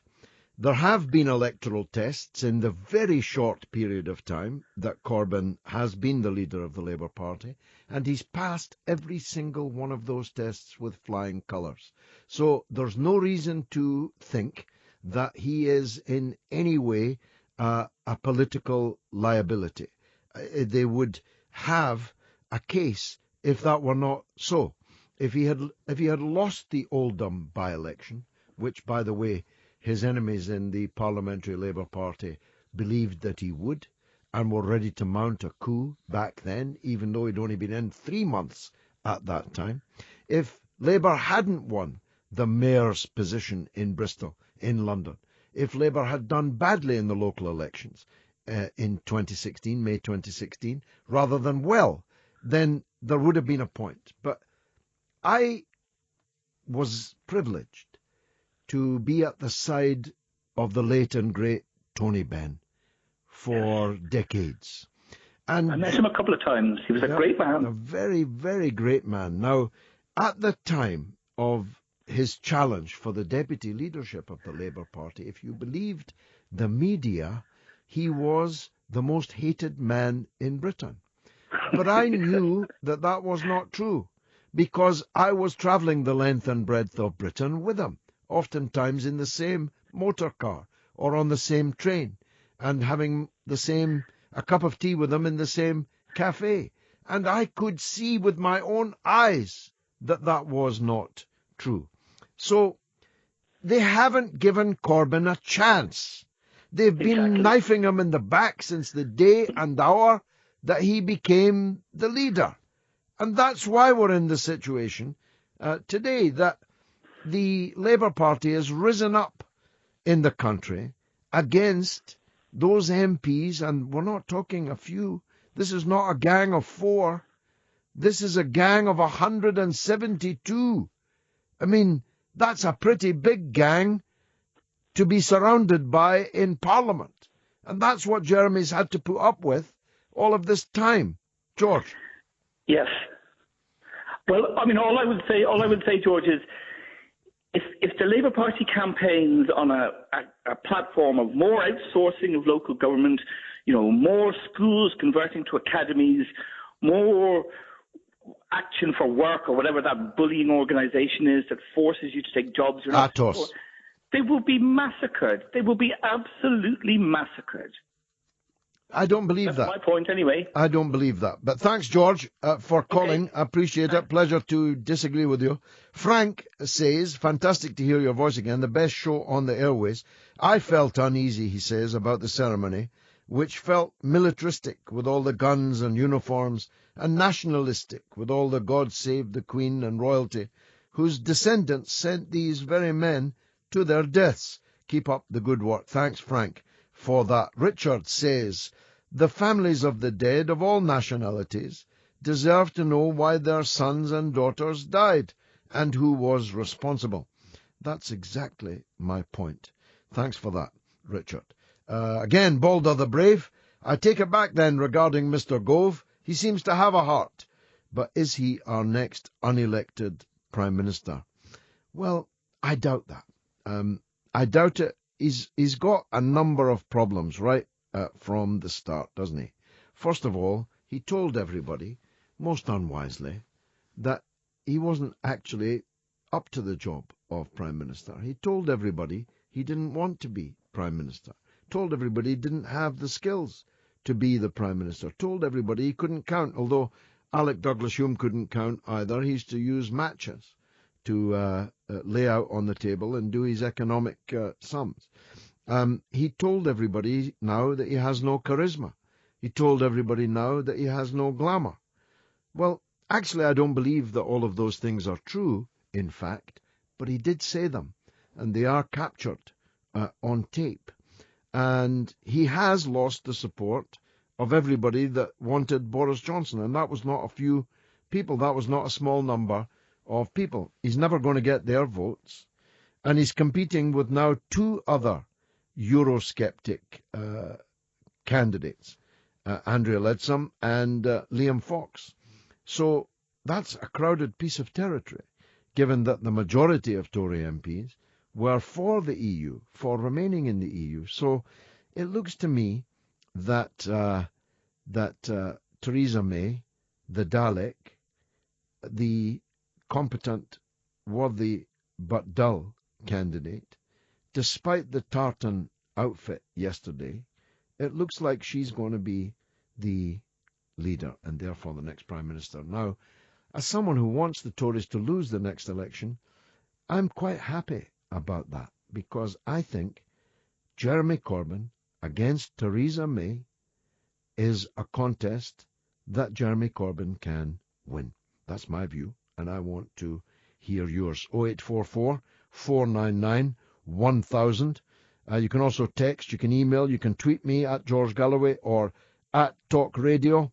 Mother Courage says the PLP have grossly underestimated public opinion on this. I stand with Corbyn, he says. And Ford says, it's nice hearing someone on the side of Jeremy Corbyn. On the other stations, they are against him. Well, there's no doubt about that. But Talk Radio has given us this platform for 3 hours every Friday night. And I've actually been on here 3 times this week already. We should be grateful that Talk Radio did that. And we should spread the news about this radio station. And spread the news about this radio program. Because you will not hear either political arguments like this, and you will not hear a standard of argument, both from me and the callers, the texters, and the emailers. You will not hear that anywhere else on the radio. So spread the word about the mother of all talk shows. Across the UK, online and on DAB. The mother of all talk shows with George Galloway. On Talk Radio, we'll get you talking. Listener comrades of the world, unite! He's a weapon of mass discussion, and he's back on your radio. Get ready for a revolutionary rumble on your radio with the original George of the political jungle. Galloway, celebrate the mother of all talk shows with George Galloway. Come have a go if you think you're hard enough. Get it? On the radio station that gives power to the people. Talk Radio, we'll get you talking.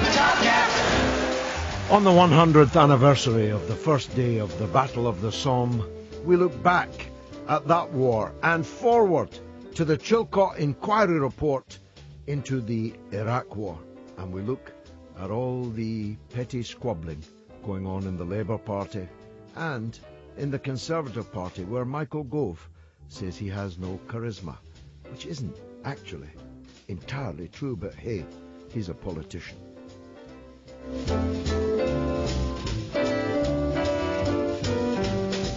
Come have a go if you think you're hard enough.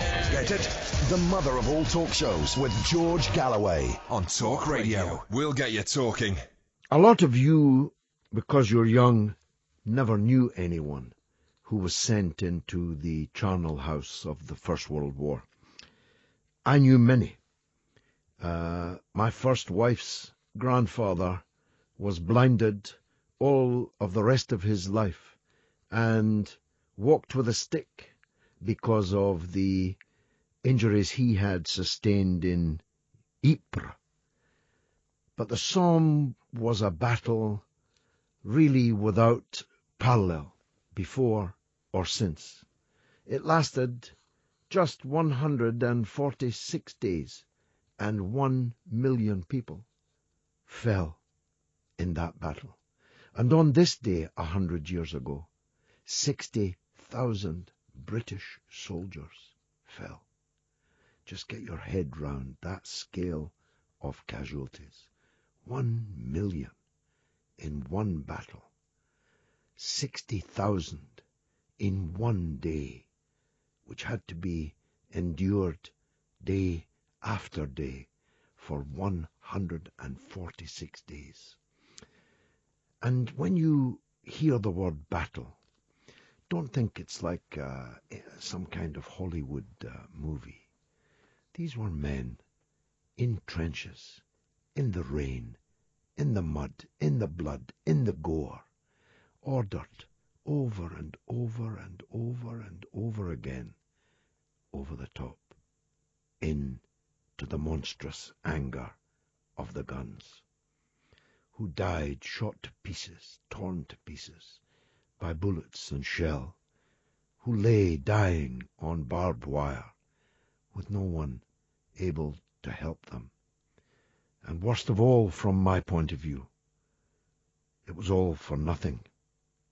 Now, that's not the view of my next guest, the head of remembrance at the British Legion, the Right Reverend Nigel McCulloch. But on one thing we will be able to agree. This level of sacrifice affected our country, its position, its strength, in ways, some of which I've now forgotten.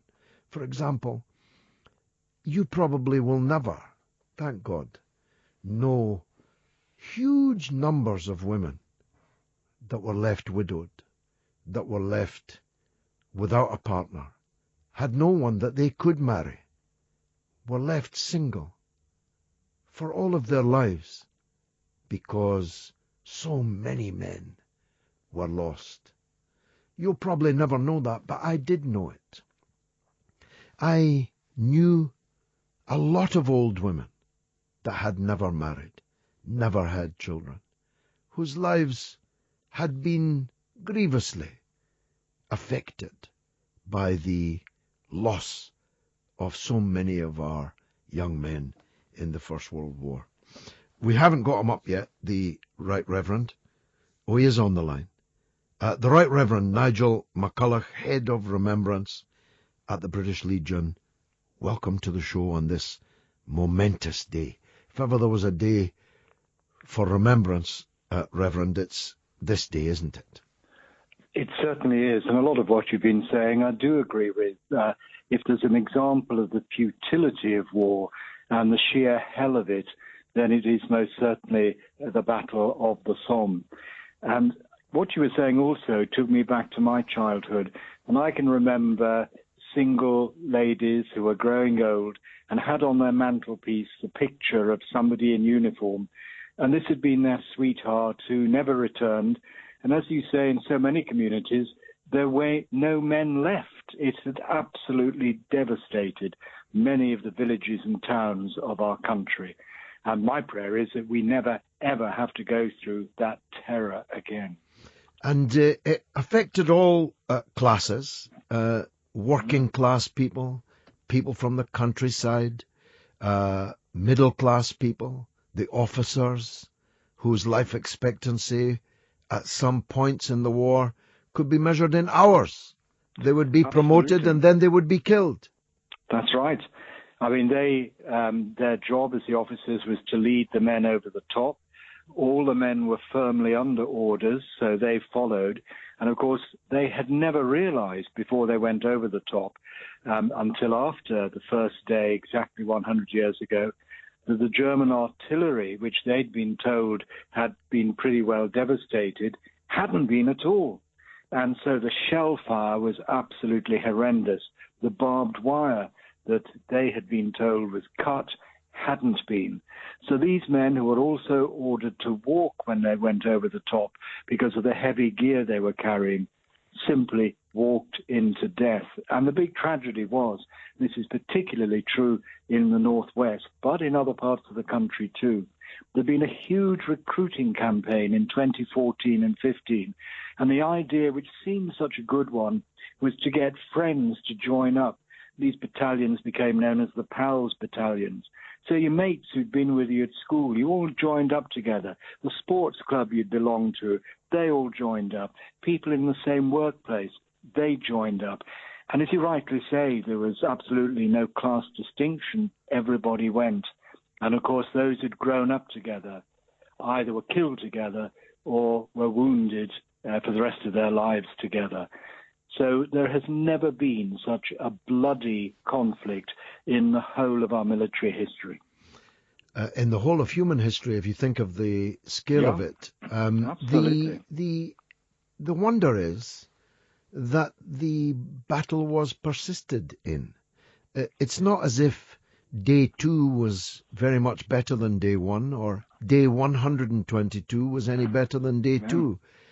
And yet they kept on persisting in a military strategy and with tactics that simply destroyed 1 million men. It did. I mean, that's the total on both sides put together. And, of course, it's important to remember, and particularly as our allies now, that the German losses were massive as well, not to mention the French losses. And at the end of it all, you're quite right. I mean, after over 140 days, I think the British had achieved about 6 miles. And when you think of the number of men whose lives were lost, many of them, of course, teenagers, I mean, that was the most terrible and futile sacrifice for just a very tiny amount of ground.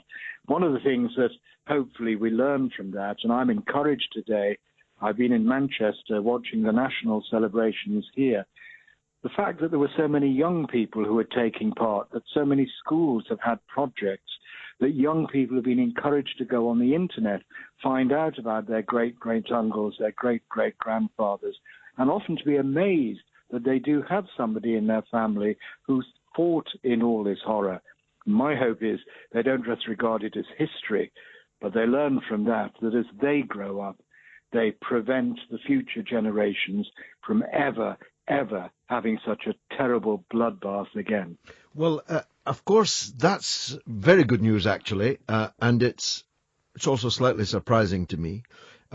For someone my age, and maybe, I don't know what age you are, but maybe yours, we knew lots of people that had been in the First World War. Now there's hardly anyone left from the Second World War. That is right. One of the things that I was rather pleased about today, and the British Legion had encouraged this, was that in the parade we invited descendants of people who'd fought at the Somme to join up. And actually there were quite a lot of mixes of ages of people who did that, sons and grandsons, great-nephews, because I think there are families around who, you're quite right, the veterans have long since gone, and so will the World War II one soon. But I think people are beginning to realize in a way that recent generations haven't realized. The younger generation is beginning to realize that their families were involved in this, and that it's not the kind of life or death that they ever want themselves or their children to get into.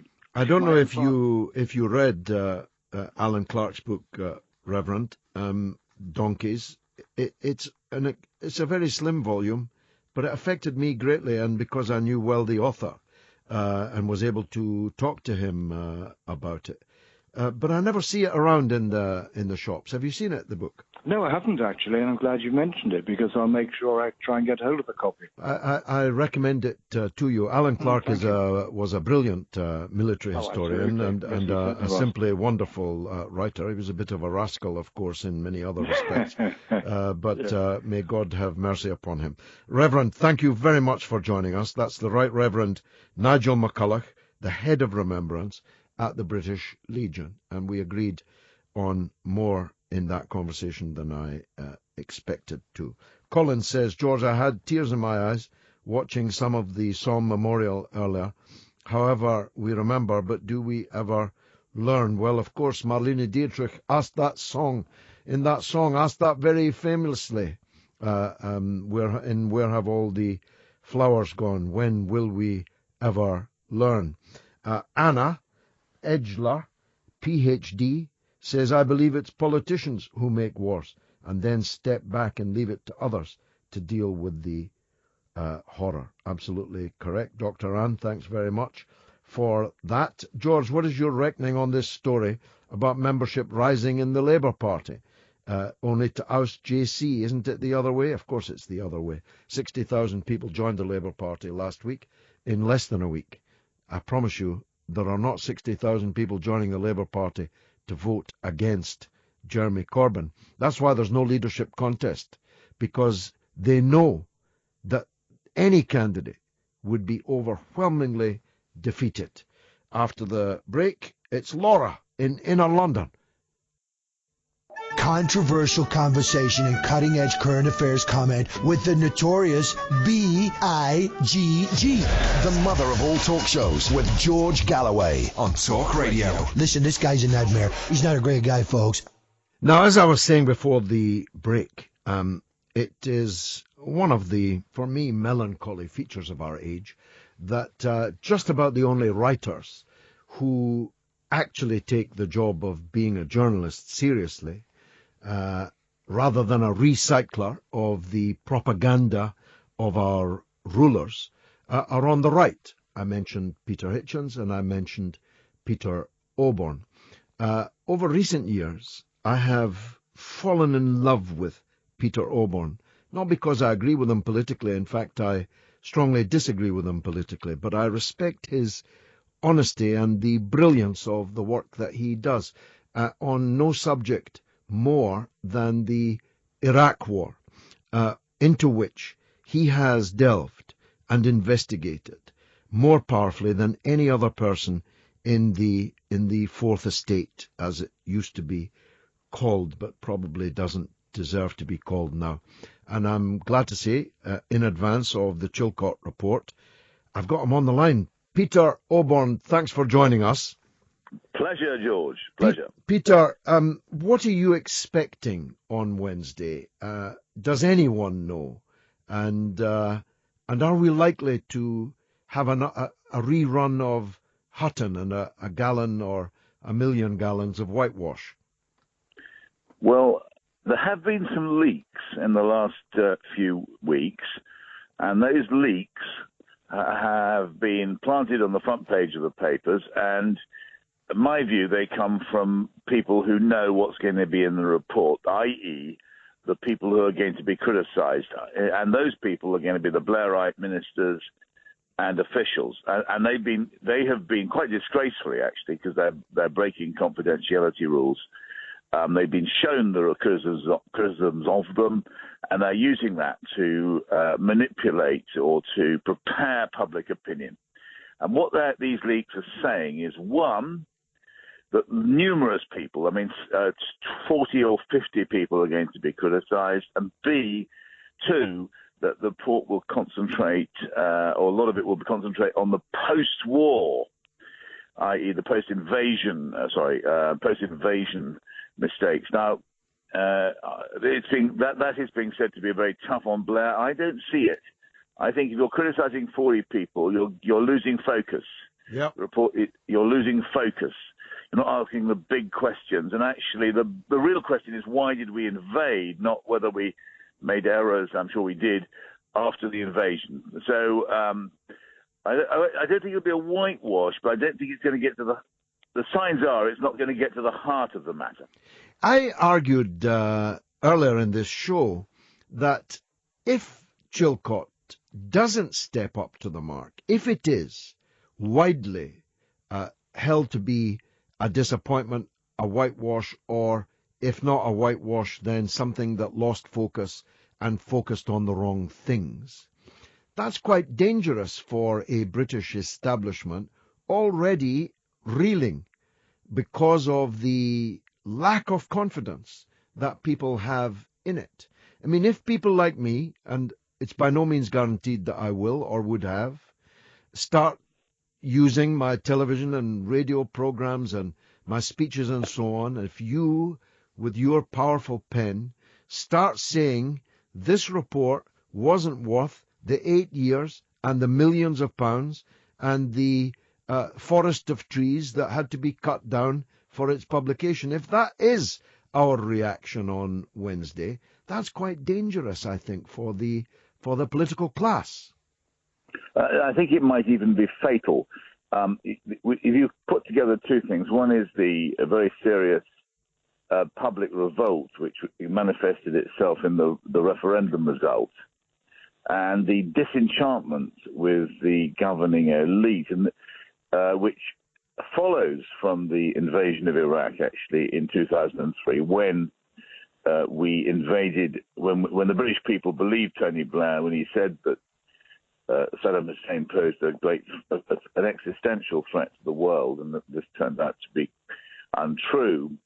I think if the Chilcot report cannot rise to the occasion, I think it shows that the British establishment, the British, can't actually deal with its own mistakes, its own errors, its own failings, its own disasters. And I think that it poses giant question marks about the survival of Britain as we know it, because they can't cope. And I that's why it is such a deep moment. My view is that they won't be able. If you go back to, I think I'd like to say something really. If you go back to the British state, we've believed in it. If that great moment in the 1940 to 45 when we stood up to fascism, came together as a nation. Yeah. That our finest hour. I'm sure you and I would agree about that. We do. And that gave us what followed a great credibility, a great reassurance, a great sort of national belief. And if that's been replaced by something where they lie and they can't cope with the fact, then I think we're in trouble. Yes, you see, I thought, but I'm as I read the same leaks that you're reading, I thought, but I have increasingly become doubtful. I thought that the establishment had decided on the tactic of dropping the pilot, of blaming Blair, of concluding that Blair was now dead meat. He was dispensable, he was expendable, and therefore we're going to heap all the blame on him and try and protect the deeper state. But I'm increasingly suspicious that they're not going to do either, and that when I'm on BBC Question Time next Thursday, I'm going to have to give my own judgment on it, and I think it might be that judgment is shared by millions of people in the country. And that, as I say, so soon after the referendum, has dealt a devastating blow to the British state and its political class's credibility. As you say, it could even be fatal. I'm not sure what the new country would look like, but I'm not sure that we can go on like this. Well, I just think that the Iraq invasion had so many dire consequences, but one of them domestically was the institutions which we had trusted, the Labour Party, Parliament, even the intelligence services, who as a Tory I was much more trusting of them than you probably were, showed themselves to be partisan, inept, useless, mendacious, in whole to the Americans. I mean, these are all these great questions which are going to emerge. I think the great embedded assumption behind Blair's foreign policy was we had to do what the Americans wanted, and that's been the assumption ever since 1945. Now, do we really want to do that? Is that the right thing for British foreign policy to be doing, to be automatically on the side of the United States? What is our Middle East policy? Why are we these serial invasions of Muslim countries? Now, what's that about? Why are we doing that? And of course, the one issue which won't be directly addressed by Chilcot, of course, is torture, which again we've failed to be able to deal with. We saw Mr. Cameron, sometimes call him Blamron these days, his refusal to, in Parliament 3 days ago, to countenance the idea of a judicial inquiry into torture. So, I mean, these are big issues because something went wrong. I think what we can say is that something went wrong with the British state at the turn of the century. And can the state, has the state got the integrity to deal with the fact that grave, terrible things happened? And that's what we're waiting to see. Yep. Well, I'm sure we'll talk again once we have. I've told everyone this evening that they should get your book, Not the Chilcot Report, and have it on their lap, as it were, to compare and contrast with the actual Chilcot Report. How's the book doing? Can people get it easily in the shops? Very easily in the shops, and it's available on Amazon. Thank you for raising it for that. Very easily in the shops on Amazon. Absolutely. It's a primer, really. It's 35,000 words. And it has the key facts you need to know to be able to judge what Chilcot has done and whether he's gone the right direction.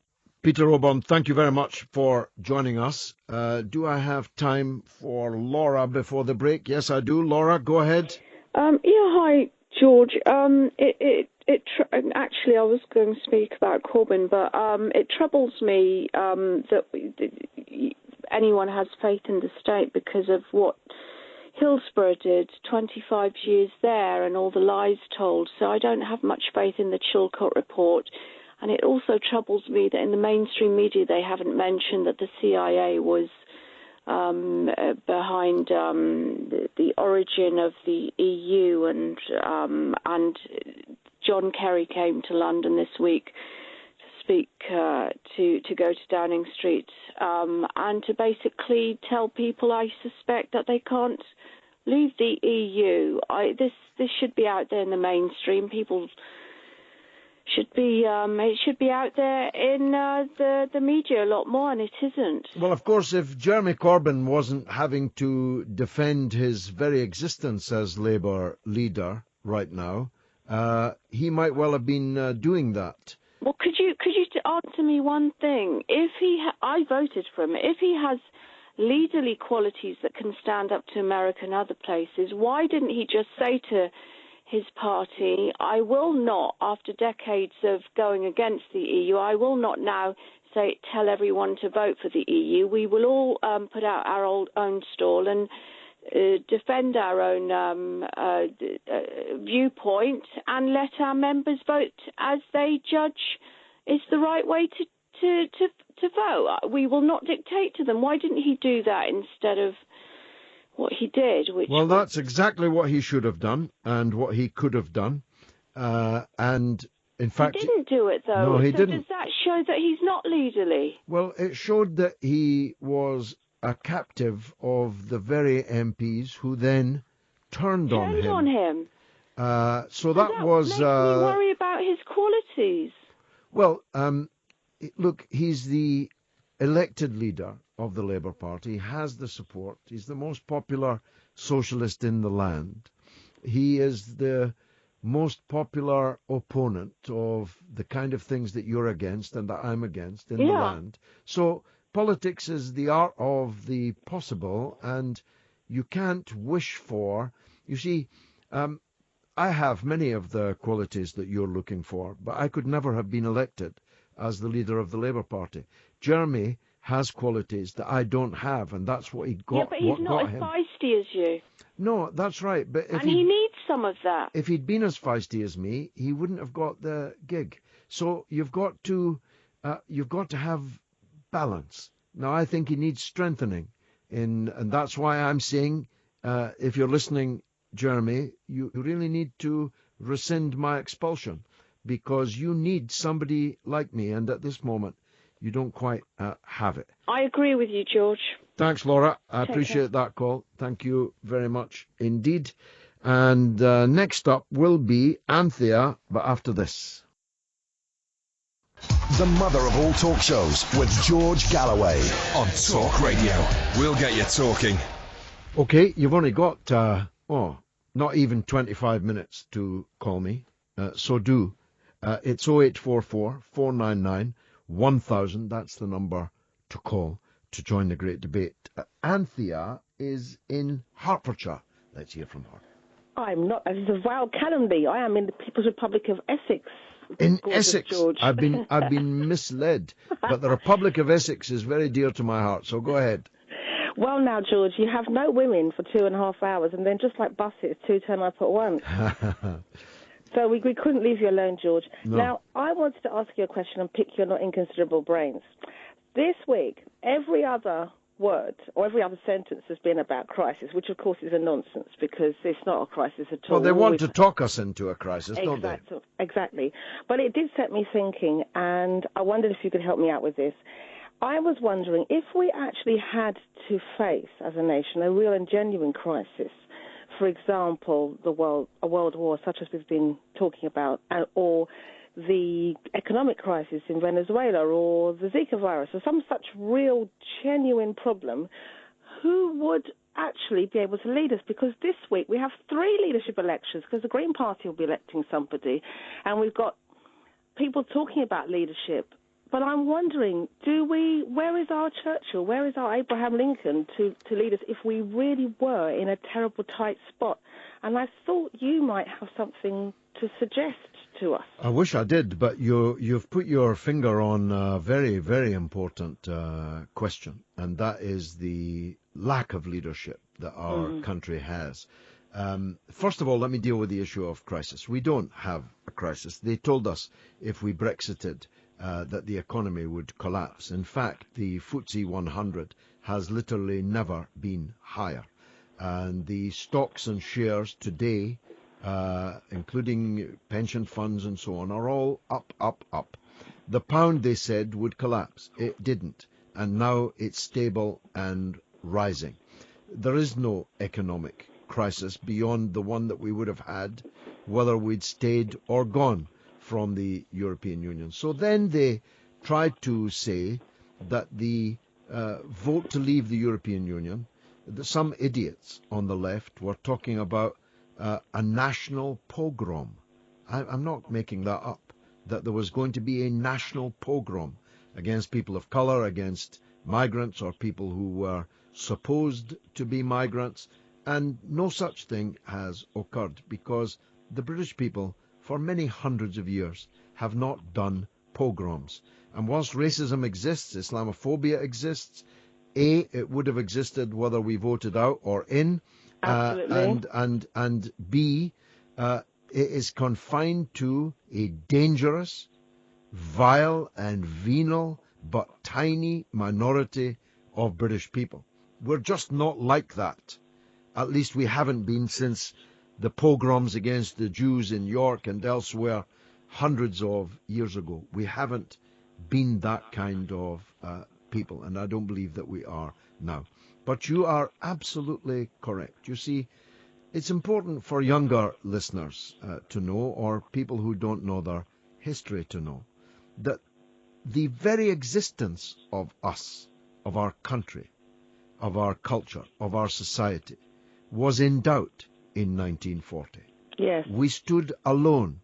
Europe had been conquered. The Americans were watching the war on newsreel. A fifth column in our own country of appeasers, which went right up to the palace itself, wanted to surrender to Hitler. And the Soviet Union had not yet entered the war. We were entirely alone, with our Commonwealth doing what they could from afar, and the brave Polish and French forces that had made it here upon the collapse of Poland and France, and in the Battle of Britain with pilots, Canadians and other Commonwealth citizens were brave and vital. But we were, as a state, entirely alone. And Hitler was at the Channel ports and preparing to invade us. Nothing could be more perilous than our situation at that point. And what emerged was a leadership of Churchill, who had the wisdom to bring the Labour leaders, Attlee and Bevan, in and to work closely with them and afford them the proper respect so that we could have a national unity that we never had before and arguably have never had since. Now, Churchill was a very bad man, but all of his sins, all of them, were expiated in that moment. Because if Churchill had not stood up to Hitler, if he had not refused to surrender, if he had not had the words and the voice and the presence, the charisma, Mr. Gove, if he had not had the knowledge of history, and if he had not had the courage to say no, he told his cabinet, we will never surrender until the last of us lies on this cabinet room floor, choking in our own blood. We will never surrender. And he meant it. Now, do we have such a leadership now? Could we even imagine such a leadership now? I think not. Something has happened. As Peter Oborn just put it, Anthea, something's gone wrong. We've lost our mojo. We got a bojo, but we lost our mojo. We lost our essence. We lost our national spirit and essence. Where did it go? And how can we get it back, Anthea? Well, one of the things that struck me, it possibly was Friday of last week when I heard lots of young-ish people phoning up saying, I'm so afraid. And I found it really annoying. And I had popped out into the street to have a neighbourly chat with a couple who live across the road who are in their 80s. And I came back into the house, and I didn't quite work myself up into your high dudgeon, because you're spectacular and attractive high dudgeons no one else can aspire to. But I came in and I was really cross, and I said to the children, you know, those people over there in the street in their 80s, they had something to be afraid of. They had exploding things falling from the sky. They had to hide under the ground every night, not knowing if they would live or die. And if they did live, they didn't know if they would emerge from the ground to find their home flattened. They had to make their clothes out of curtains. That was something to be afraid of. Yeah. And then to listen on the Friday morning to people complaining, oh, I'm so afraid. And I was irritated in particular by one lady who said that she's probably about my age, old enough to know better, that's my age, and she had two grown-up sons, and they went to college, and she was saying her sons were so afraid they didn't know what their future was going to be. And I thought, well, you're their mother, you're supposed to talk some sense into them, that's your job. So I was very, very annoyed, and I turned to my son, And I said, if you can meet with triumph and disaster and greet those two imposters just the same, if you can keep your head when all around are losing theirs and blaming it on you, and of course you know where that's from, George, but for Kipling, other people, If. it's from Kipling's poem, If. And I said, really, you could do no better than to write that poem out, memorize it. I'm not saying that Kipling's right about every jot and tittle, but that particular poem encapsulates a spirit that perhaps needs to be regained, and it's our job to make sure that if we have influence, if we have people whom we're mentoring in our homes or in our communities, to encourage them, because it does concern me, George, that if we had to face some trial of that sort, would we have the spirit that our grandparents had? I've got people on both sides of my family who made a contribution. I have people from the Caribbean who fought, and people and my husband's family who had to live through it as civilians and also fought too. And it does concern me. Whatever you felt about the referendum, to hear people panicking, I was thinking, blimey, it's not Chernobyl. We had a vote and some people are upset.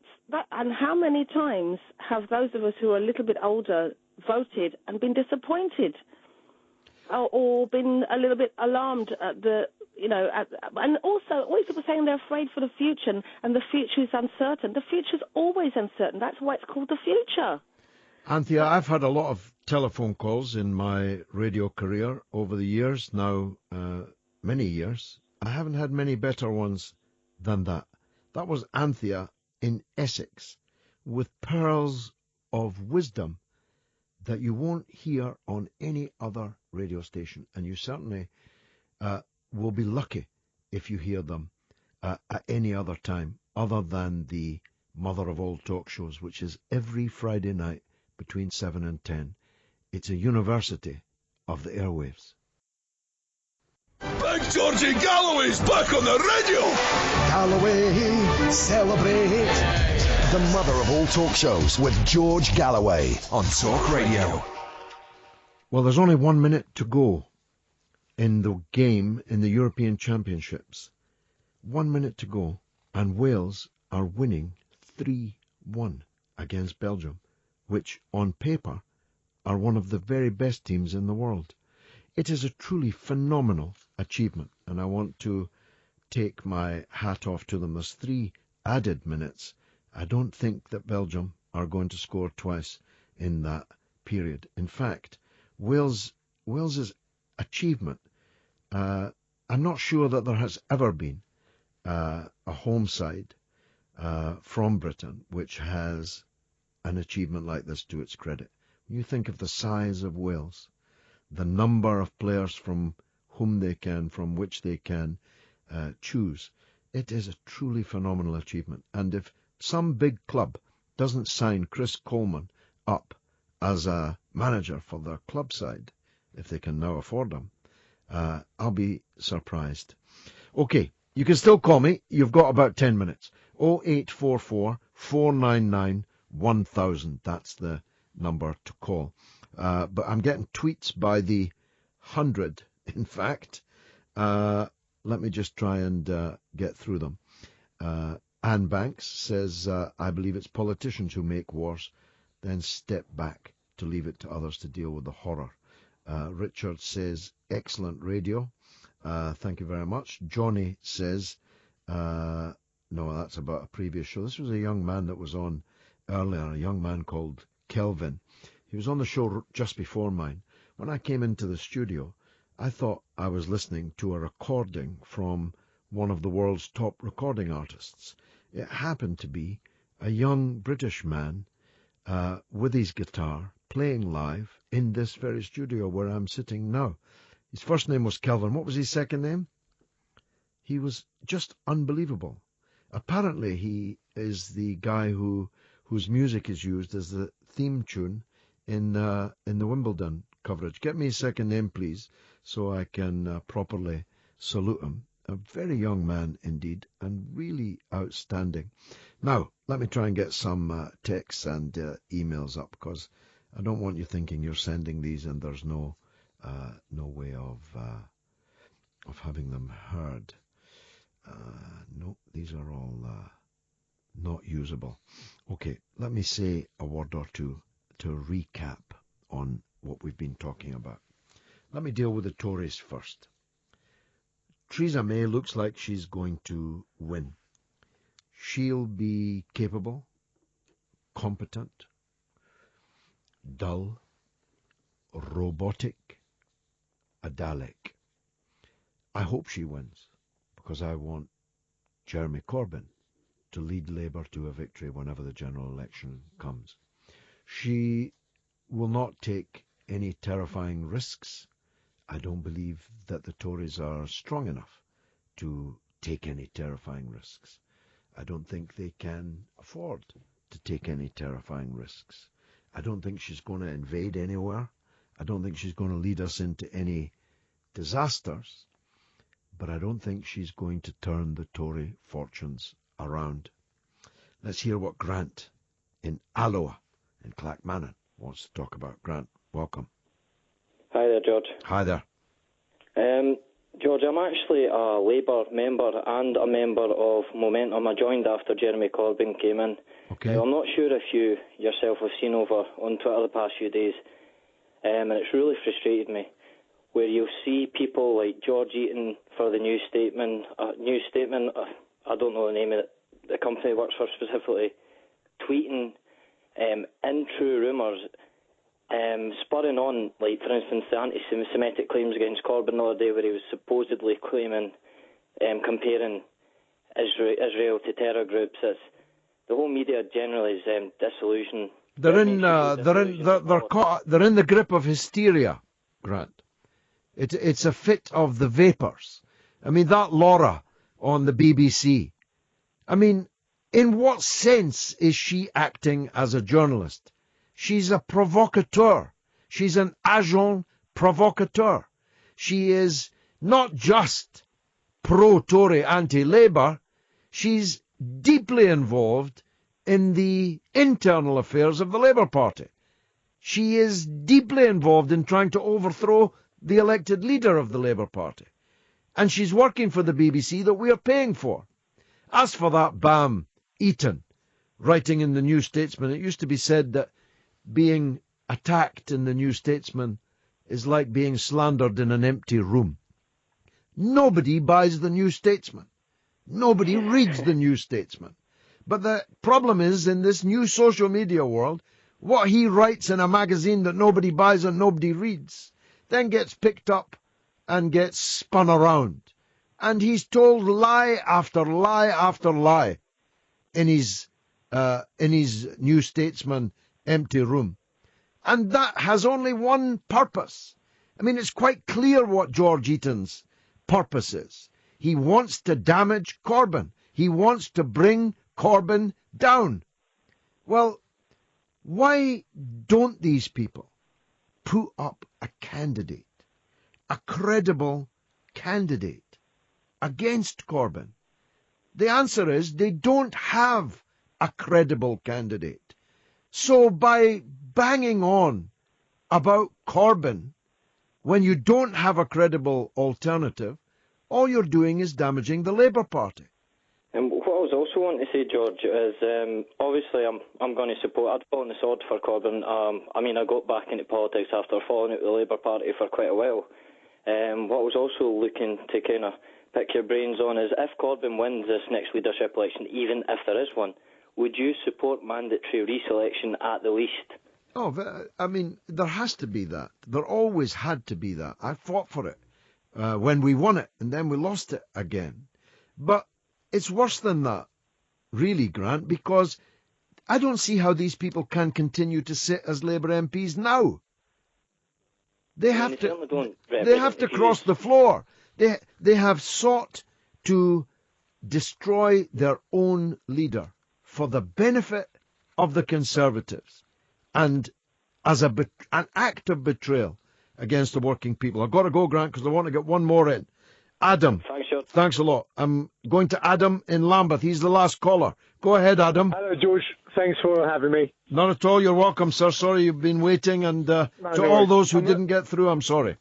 I'm a regular caller to LBC, and something I wanted to highlight over the last 5 days, I've been trying desperately to get on to explain why Jeremy is such a great opposition leader. Basically trying to explain, and as you do, you call up and you say, what do you want to say? Telling them, he has absolutely hammered them on academies, he's hammered them on the budget, all these things that Jeremy Corbyn has done. They would not let me on. They've always said, yeah, we'll call you back. No, because they've got an agenda, because these people are not journalists or broadcasters, they are political actors. They are acting in the political scene here, and they've got an agenda, they have a set of allegiances, they have a set of preconceptions, a prevailing orthodoxy, and anyone who rocks the boat gets the boot. And it looks like you've got the boot. But the good news, Adam, is you can start being a regular caller here. I will be. I mean, normally I get through straight away to LBC. They like my points, speak to Nick Ferrari and Dale, all of them. But on this occasion, 5 days, I've been trying to get through. And whenever I get my chance, as soon as I say that Corbyn, all the values of him being a great opposition leader and giving them U-turn after U-turn after U-turn, that's it. You won't get through. It's very sad. It is sad, but the good news is we've got other forms of media now. Can we get you on Sky at some point? Because that's the other thing I've not seen. No, I'm sure not. I haven't been on Sky for a very, very long time. But I am on BBC TV Question Time on Thursday. And phenomenal. Can't wait to see you there. We've got to make that the biggest audience that show has ever had. And because it's the Chilcot report, I think that there's a very good chance that we can do that. So spread the word. Spread the word. Thank you so much. Because and wish you all the luck. Thanks, Adam. I appreciate it. If they put up Tony Blair or Alistair Campbell or Jack Straw or any of the other war leaders, the people from the war party, why don't you put them up? Why don't you put them up against me on BBC Question Time on Thursday night? Because whatever Chilcot concludes, I believe that most people in this country have already reached their conclusion. And Peter Oborn, a man of the right, agrees with me on this. Our political class and its media echo chamber is rotten to the core, and it has therefore failed. And because it's a failure, people are looking around for how we can get out of this national mess that we are in. Sometimes they go in the right direction, sometimes they go in the wrong direction. But it's all a product of the failure of our political class and the media echo chamber that serves it. On the mother of all talk shows, I promise you, what you're going to get every night on a Friday, 7 till 10, you're going to get my truth. And you'll have the opportunity to state yours. It's been marvellous for me. I hope it was for you, and God willing, I'll be back here in the same place. Ian Lee, who's a terrific broadcaster, his show's great. Actually, I listen to it. I don't listen to all of talk radio. I don't have time. But Ian's on at a time that suits me. And I promise you, if you stay tuned for Ian Lee, you won't regret it.